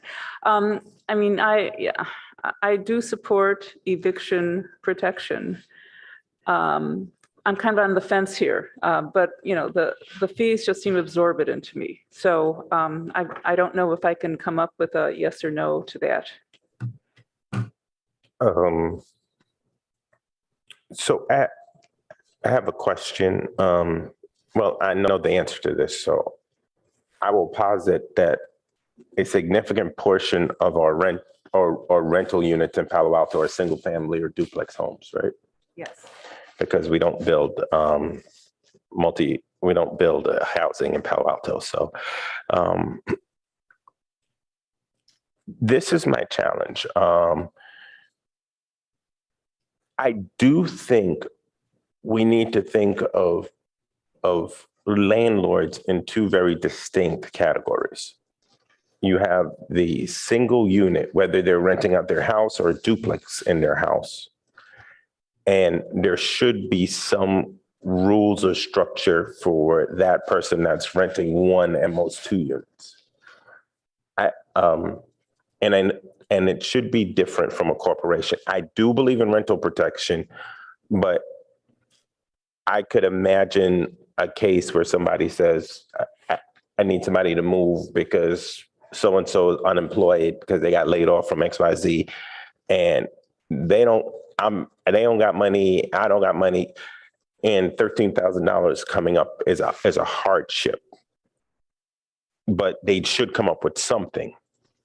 I think this is my opinion. I don't think like they should get scot-free and be able to throw somebody on the street without some consequence or some help. I understand that, but I think we have to ask that question of what does eviction protection look for single unit renters? Because not every single unit renter in Palo Alto is a multimillionaire. They could be a senior, they could be a historic family that's lived here. It could be somebody that lives in another part of the country and is just holding on to mama's house. It could be any number of things that, because as expensive as Palo Alto is, we still have a significant part of our population that are long-term Palo Altans that bought their house before 2000. And so that's a challenge. And I think it's going to be a challenge when you bring it to council, because they hear a lot of people, a lot of their constituencies that are politically active in the city tend to be older residences and people that have been here for a long time, and it would impact. Commissioner Kraus, you have your hand up. Let's present the context for those fees. Number one is you're living in a attached duplex, and the landlord may not be as altruistic as you hope, and they want to raise the rent. So for no fault of that resident, they are being given an eviction. And that resident must now go find a comparable living situation, keeping hypothetically their children in the same school district. And they have to do it rapidly. And rents are prohibitive for that size of a unit. They're $5,000 a month.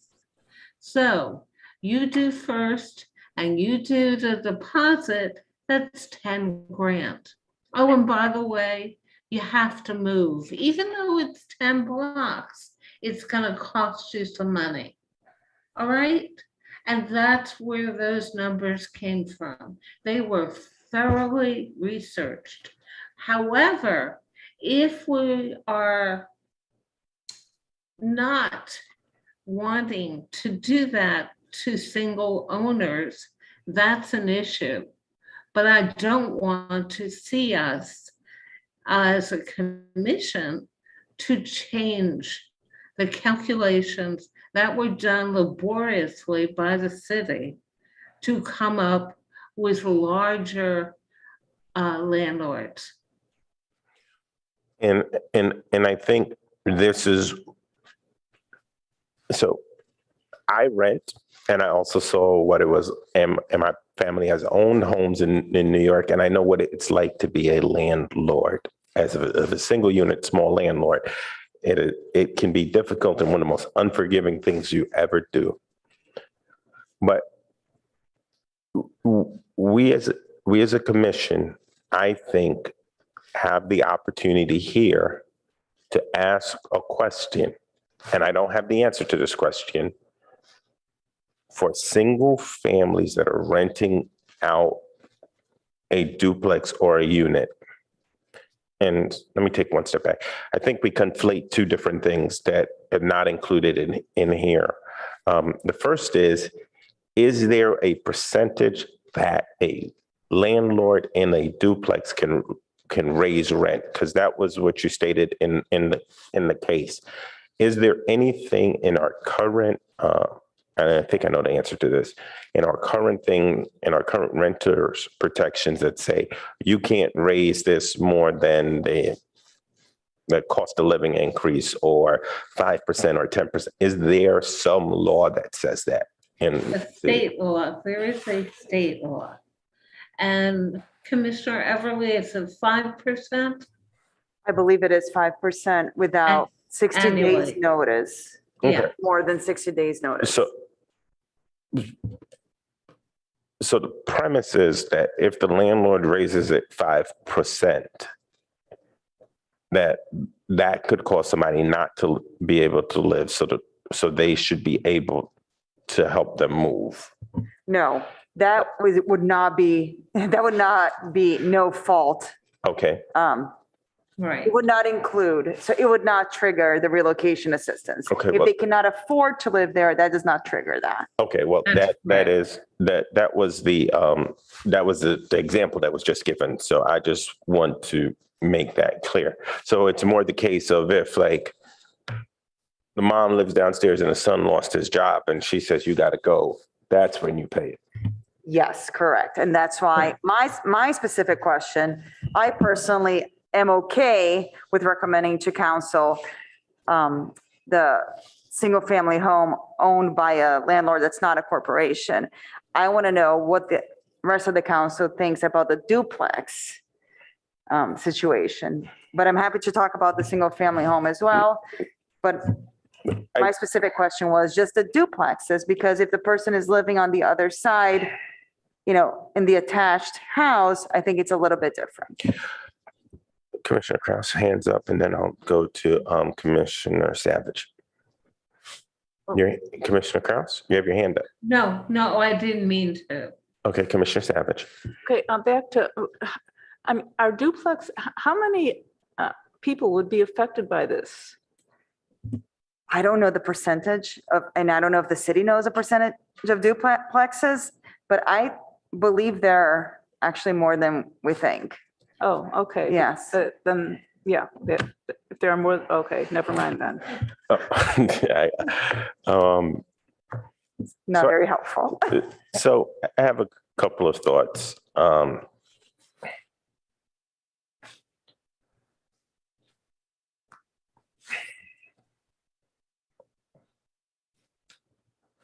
Can we bring it back up, slide 13?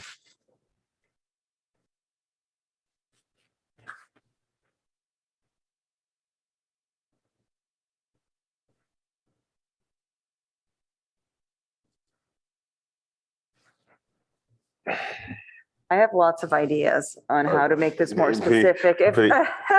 So this is my take, and I don't think we solved it tonight. Y'all gonna have a chance to solve it in January, though. I think we have a great start, but my concern with these with the other elements compounded with this one, I think we need to flesh it out a little bit more and be specific. I'd love to hear your ideas because I'm actually stumped on this one right now.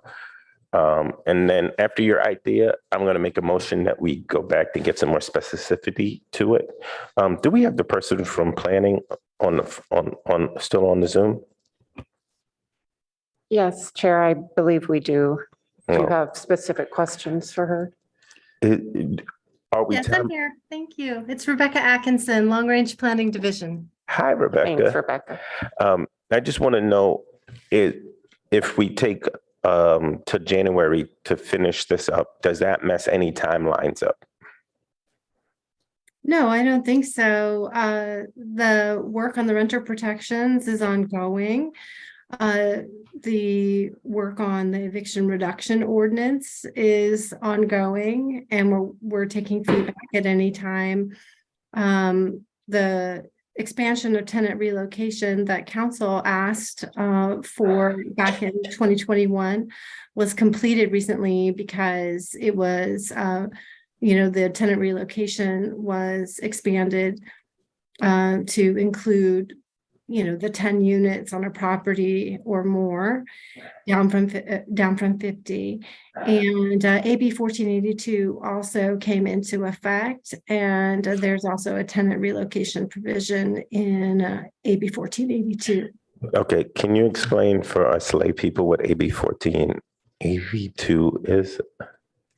Oh, sure. It's the tenant protection law that was recently instituted in the state of California, and it speaks to evictions and also rent increases. And there are quite a number of rental units that aren't covered by AB 1482, but at the same time, there are many, many rental units that are covered that were not previously with these eviction protections and with these anti-rent gouging provisions. So it's a really new law, and I bet community members are still learning about it. Commissioner Krause, Vice Chair Everly, was AB 1482 part of our thought process on this, or is this too? Yes. Okay. Yes, sir. We are aware of the state laws and are working within the, parameters of what the state passed. Okay. So thank you so much, Rebecca. Sure. And also duplexes are 1.2% of the Palo Alto rental unit housing stock. Thank you. And How much is single families? Single family? Duplexes are 1.2%. No, just a single family house as a rental. Oh, let me take a look at that. Let's see, single family, this is an estimate from the American Community Survey. And single family detached number of units, 2,890, and single family attached, 558. So roughly 3,300, roughly. What percentage of that is of our rental stock in the city? Let me check that percentage. So let's see, single family detached units are about 25.3%, and attached single family is 4.9%, so 5. So roughly 30% of Palo Alto rental units are single family homes. And those are not covered in rental protections on the AB 1482. I'll have to check that real quick in my notes, but okay. Hopefully the percentages help out there real quick. The percentages help out. And from my layman understanding at this point, it appears that 30% of our renters in the city don't have rental protection based on the current state law.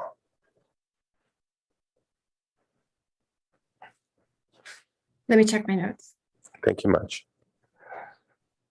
but please come back. All right, I'll come back to you. So I think there is a compelling case at 30%, depending on what Rebecca's answer is. But I think we need to, for example, and I'll make a motion to this, recommend what the tougher standards are in one, what ways to confirm leases being used in the state of Palo Alto contain the mandatory response clause. Do people have to file something at City Hall in order, their lease document, in order to lease a unit in the city illegally? Evaluate ways in the proposed rental survey program will affect current landlord registration requirement. Yes, ma'am. I was gonna say, that's a tough one because my understanding is it planning is in the process of coming up with this rental survey program? Minka knows all the details about it. I don't know We have if you guys can planning. help us. Yeah. We have Rebecca there. Then, so we'll ask her after she finds Okay, the but- next point. I know that they're in the process of revamping the whole thing. Okay. Right. Consider consequences for landlords who fail to register their properties. I would like, is there a fine structure that's used out in other cities? Is there like a precedent anywhere in the state of California for that? And if not, what does that look like? Is it a one-time fine or is it a monthly fine? So if you like, what would that look like? Because a landlord that's getting $5,000 a month will laugh at a $500 fine and just walk away. You know what I mean? Yes. So I think if we can get those, and can we get the next slide, please?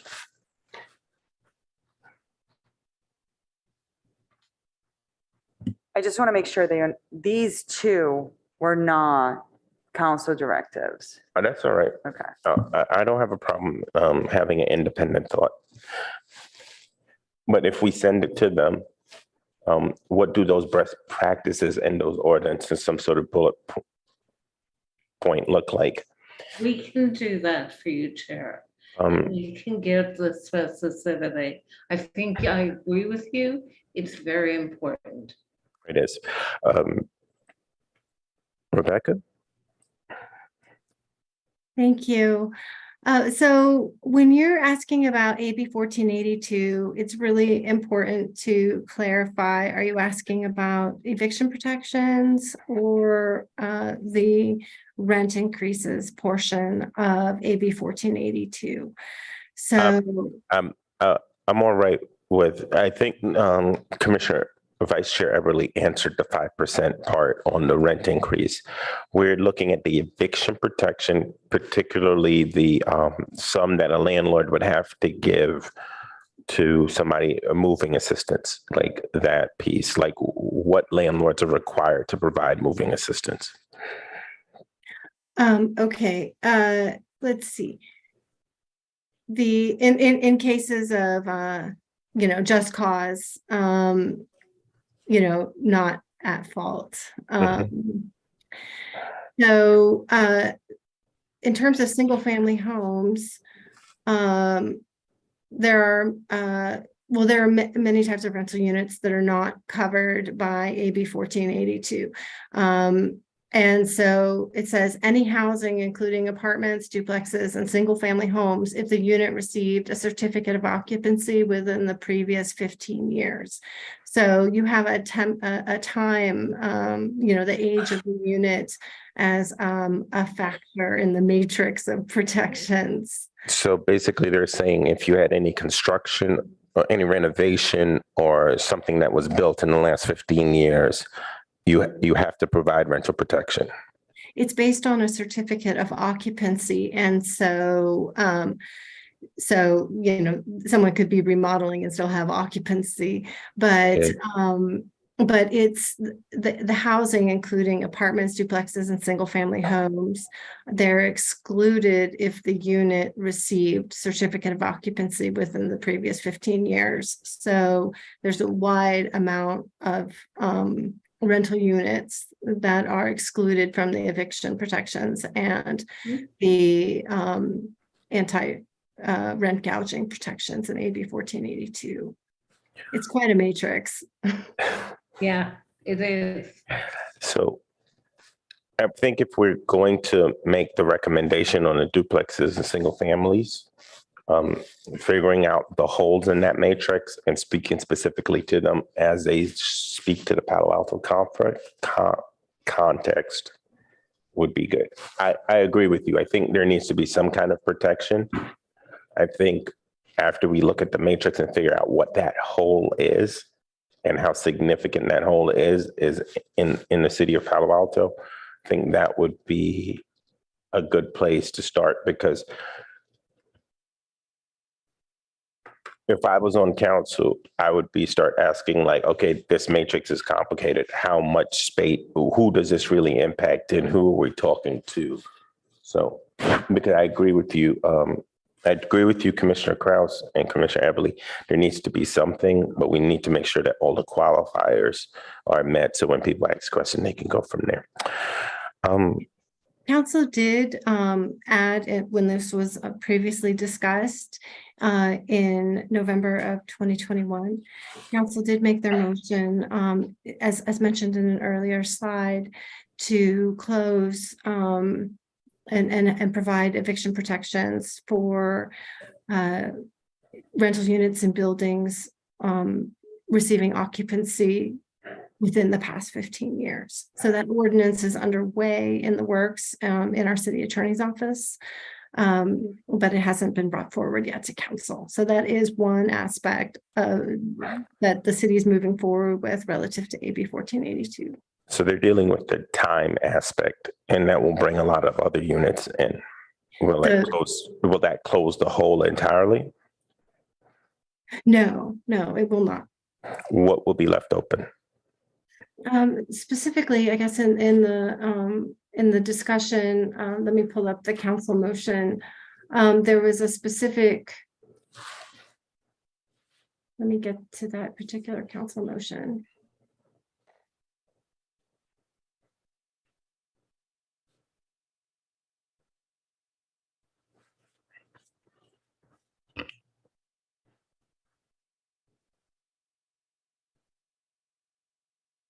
So it was on November 29th, the council motion, submotion C, bring back to council an ordinance amendment on eviction reduction to include properties built within the last 15 years, but does not include units occupied less than a year or single family homes not owned by a corporation or renters who live within a duplex when one unit is owner occupied. So it was quite a detailed motion in the sense of council indicated what to come back with, but what not to include in terms of the various aspects of the matrix of AB 1482. And that's specifically in regard to evictions. Okay. The expansion of anti-rent gouging, that topic was referred specifically to the Policy and Services Committee. So that topic will come back to that body. All right, Vice Chair. So basically, our recommendations would be closing that gap.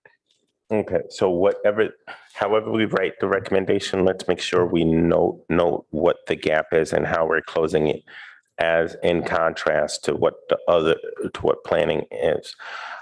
Okay. You know who we haven't heard from? Council member? Would you like to share any of your thoughts? Yeah, I know you don't talk for everybody in the council, but any of your thoughts? Yeah, one, thank you to Vice Chair Eberly and Commissioner Kraus for this report and the recommendation. Very thorough, I think very, very helpful. It's been an interesting conversation.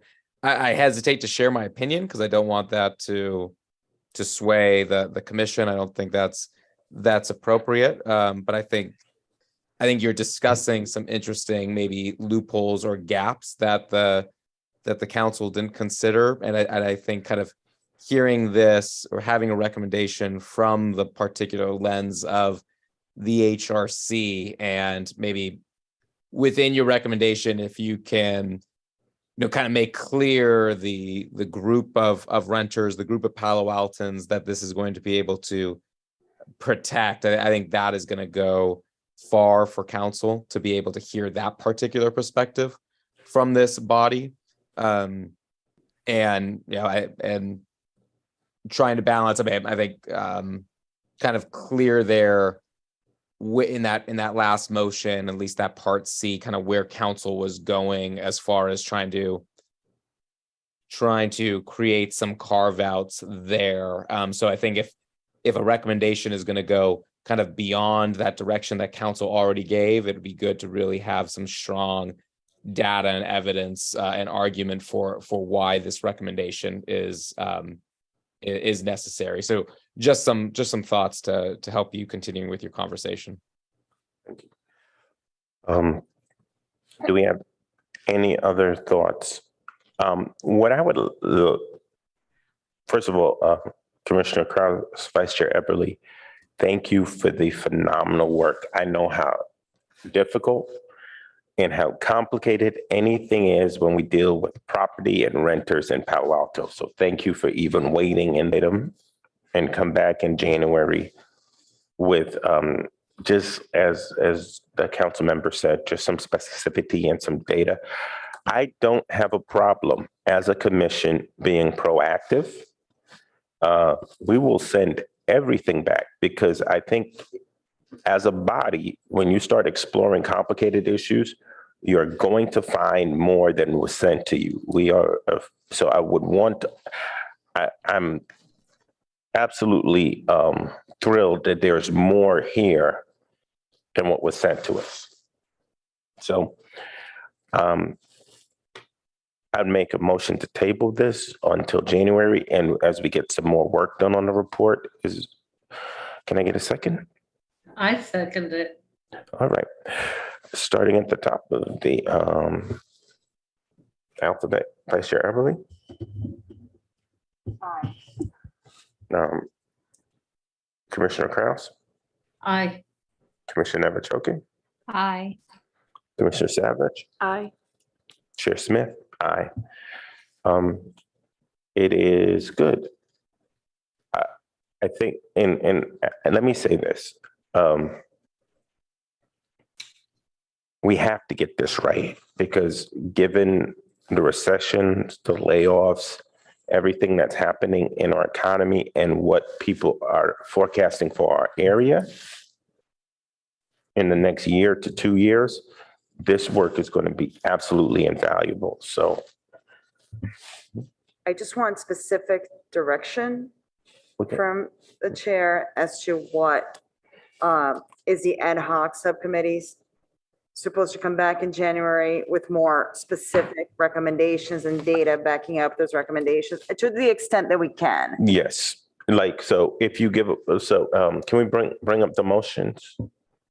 Can we bring up there's a pass, but I just want to make sure that, can we bring up the, yes, slide? And we'll do slide 13. Mm-hmm.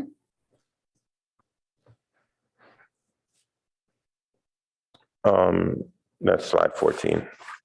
One more back. And so whichever one was before that. 13. Okay, so No. like, I'll just use the first column, like explore ways to confirm leases being used. If we could recommend ways that they could confirm leases or give an example, evaluate the renter's protection, we got to skip that one because you said that's planning. Consider consequences, like what does that look like? Is there a precedent? Are we the first ones there? Are we going to charge a one-time fine or is it a running fine? Review the mandatory response orders 972 for consideration toughest thing. Like what are the tougher standards that we would want for non-compliance?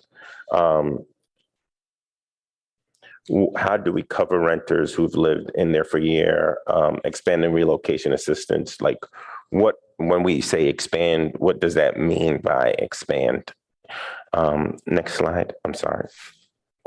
Sorry. Mhm. So in that sense, the expanding relocation assistance, remember, council expanded it to 10 units. Mhm. So we're saying expanded to So, buildings with less than 10 units. So that and- one is actually pretty specific. yeah, and fill whatever holes aren't filled by what Rebecca described, like those specific holes, and say this impacts 20%. I'm pretty sure Rebecca could supply you with percentages on all of this stuff or some sense of it. But what I've watched a lot of stuff around property go to council, and it will get picked apart if we don't give them that some specificity. And for the recommendation on 2 issues, what do the Berkeley and Oakland standards say? To give you an example, when we were doing safe parking in the community that my church was at, PBC, when they tried to do it on their property, what criminal background stuff killed that safe parking program. So, if we have to be, I know there's a lot of sensitivity right now, particularly around break-ins and stuff, who's in our community. So we're going to have to be real clear on that. All right. I think that covers it. Commissioner Klaus. Commissioner Krause, thank you so much. All right.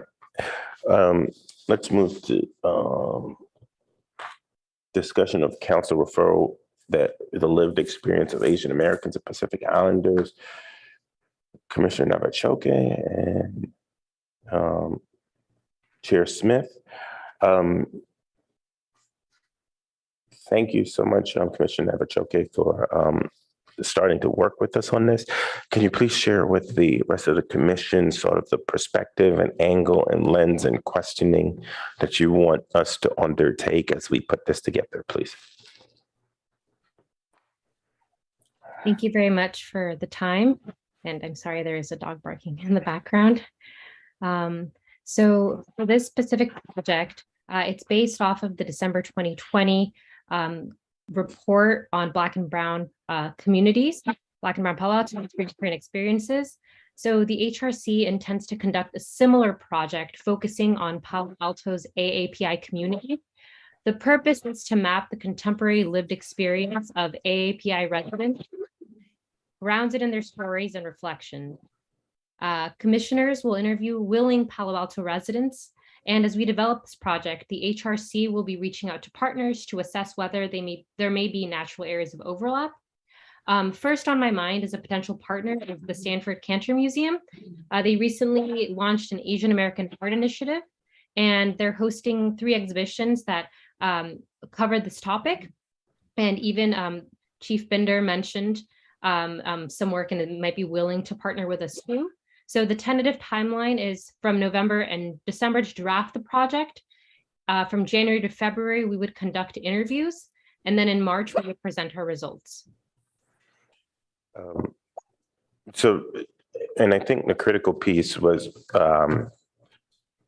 when we met, myself, Commissioner Navachoke, and Minka, when we left the last time, you had some resources. Everybody had somebody they could talk to. And after speaking to the city attorney, everything would have to go to Minka. But then we started saying, how do we know we're asking the same questions of everybody? Because it would be hard to correlate the data if we don't ask experience. And I think Commissioner Navachoke had a great in our meeting, and I'm sorry, I don't remember it now. If you could share like a great way to start the question, can you share that, please? Sure. One of the thoughts that I had was starting, obviously, we'll all be using the same questions, but a way of starting it is sort of a fill in the blank. It's most people think I am blank, but in reality, I am blank. And leaving that as an open-ended question to elicit people's stories and just kind of how they interpret the question. So not stereotyping or predefining what the question will be like, but leaving it very open. Commissioners, I love your feedback on this. We're going to go ahead trying to create questions that are contextually like that for the interview process. Given that we all can't communicate with each other because of the Brown Act, we felt like, and hearing from the city attorney, we felt like this would be the best way to have as many people on the commission involved, but also get all the same data points back. Commissioners, do we have any thoughts, feedback on this? So is the plan to come, that the subcommittee would come up with the questions and then everybody from the HRC would go to people and distribute those and then collect and then give it back to you? Yeah, And we'll then give you it to compile. Minka. Give it to, we can't, we can't, like, even if Okay. we're sitting here, you can't hand me one. We still have, it's Brown The Act. Brown Act. And this is, so there's a couple of people, and this will allow us to get other people in the community engaged and involved. So if we go to somebody that is, for example, I know that there is a parents association that of Asian parents. You can give it to the leader of that organization and say, can you ask or ask people to fill out? And it allows us to get longer legs on it. It can also be anonymous. So it just helps us to get more done in that way. I think it sounds great. And I love the way that question, well, that's not really a question, that's so open-ended. And I think we'll get amazing responses.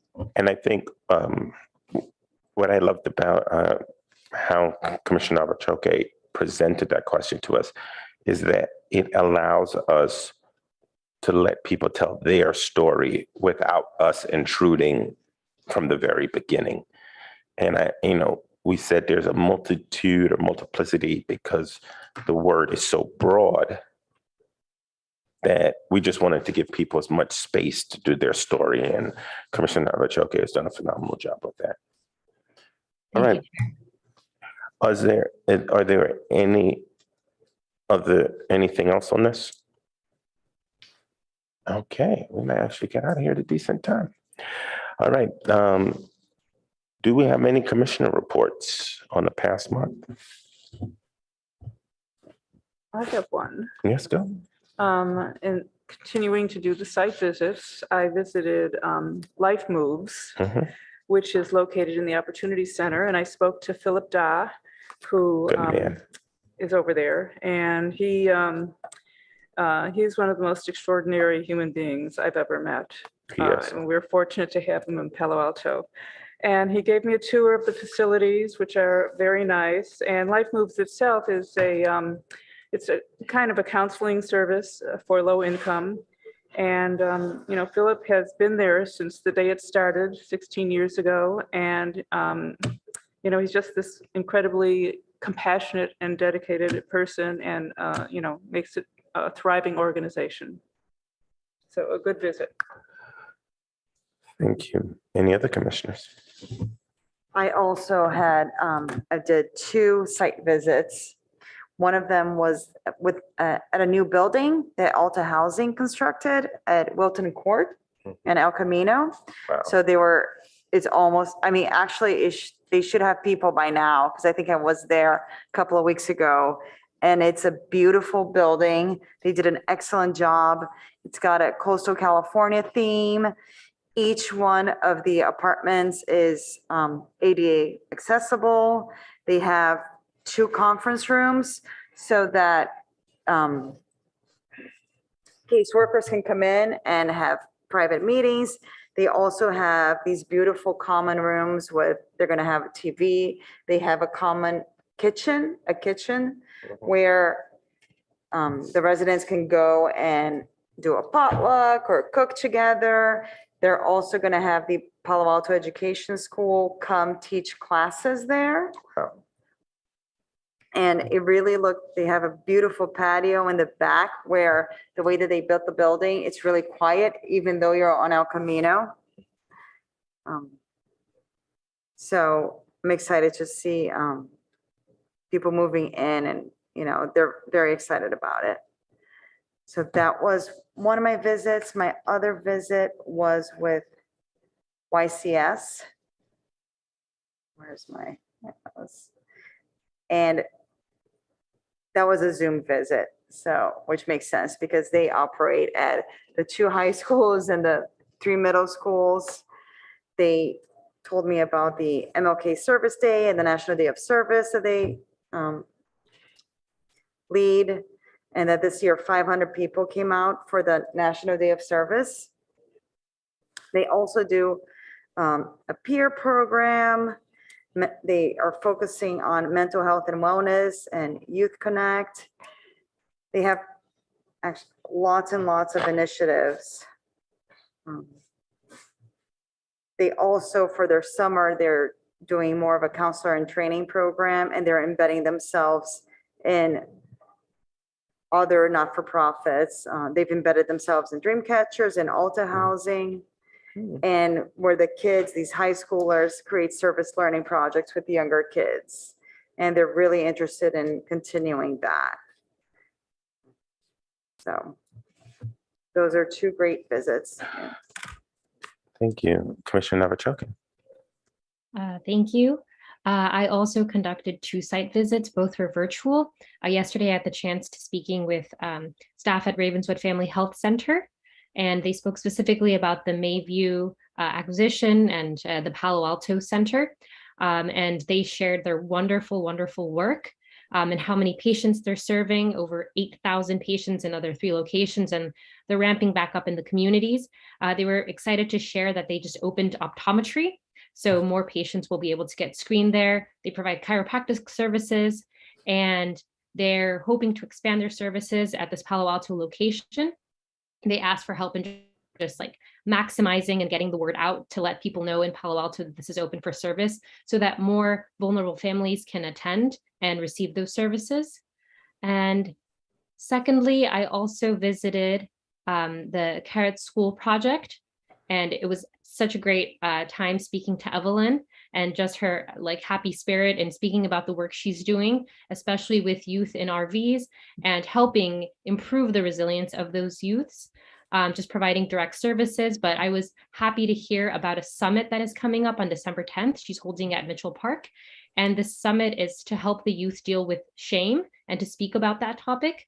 So she'll be inviting different, people who have lived through their experiences and who are kind of made it out and have been resilient to speak directly to them. And it'll be mostly community leaders, and just to let them know that what seem like barriers for them can also be potential opportunities.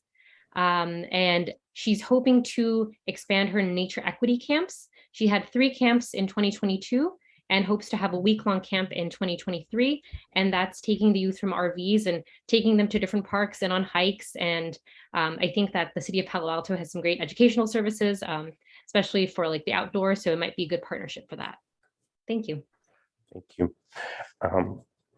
I did 1 visit. I got set up. I went to Ability Path. They were doing the ribbon cutting for their brand new courtyard. That's going to be entertainment, public space, along with rental income for them. And somehow I ended up helping cutting the ribbon. But it was good to just see the energy of the people in the building and their clients being happy about the space. It was great to be there with Supervisor Smitty and several in the Chamber of Commerce, and just being in the space. It was a great, great time. So we're grateful for that opportunity. We will do our council liaison report. Thank you, Chair, and fun hearing all your updates. Sounds like the whole commission's been very busy doing those site visits. My only report or update that might be of interest to the commission are upcoming. We have the IPA report, the Independent Police Audit Report, coming, I believe, this Monday.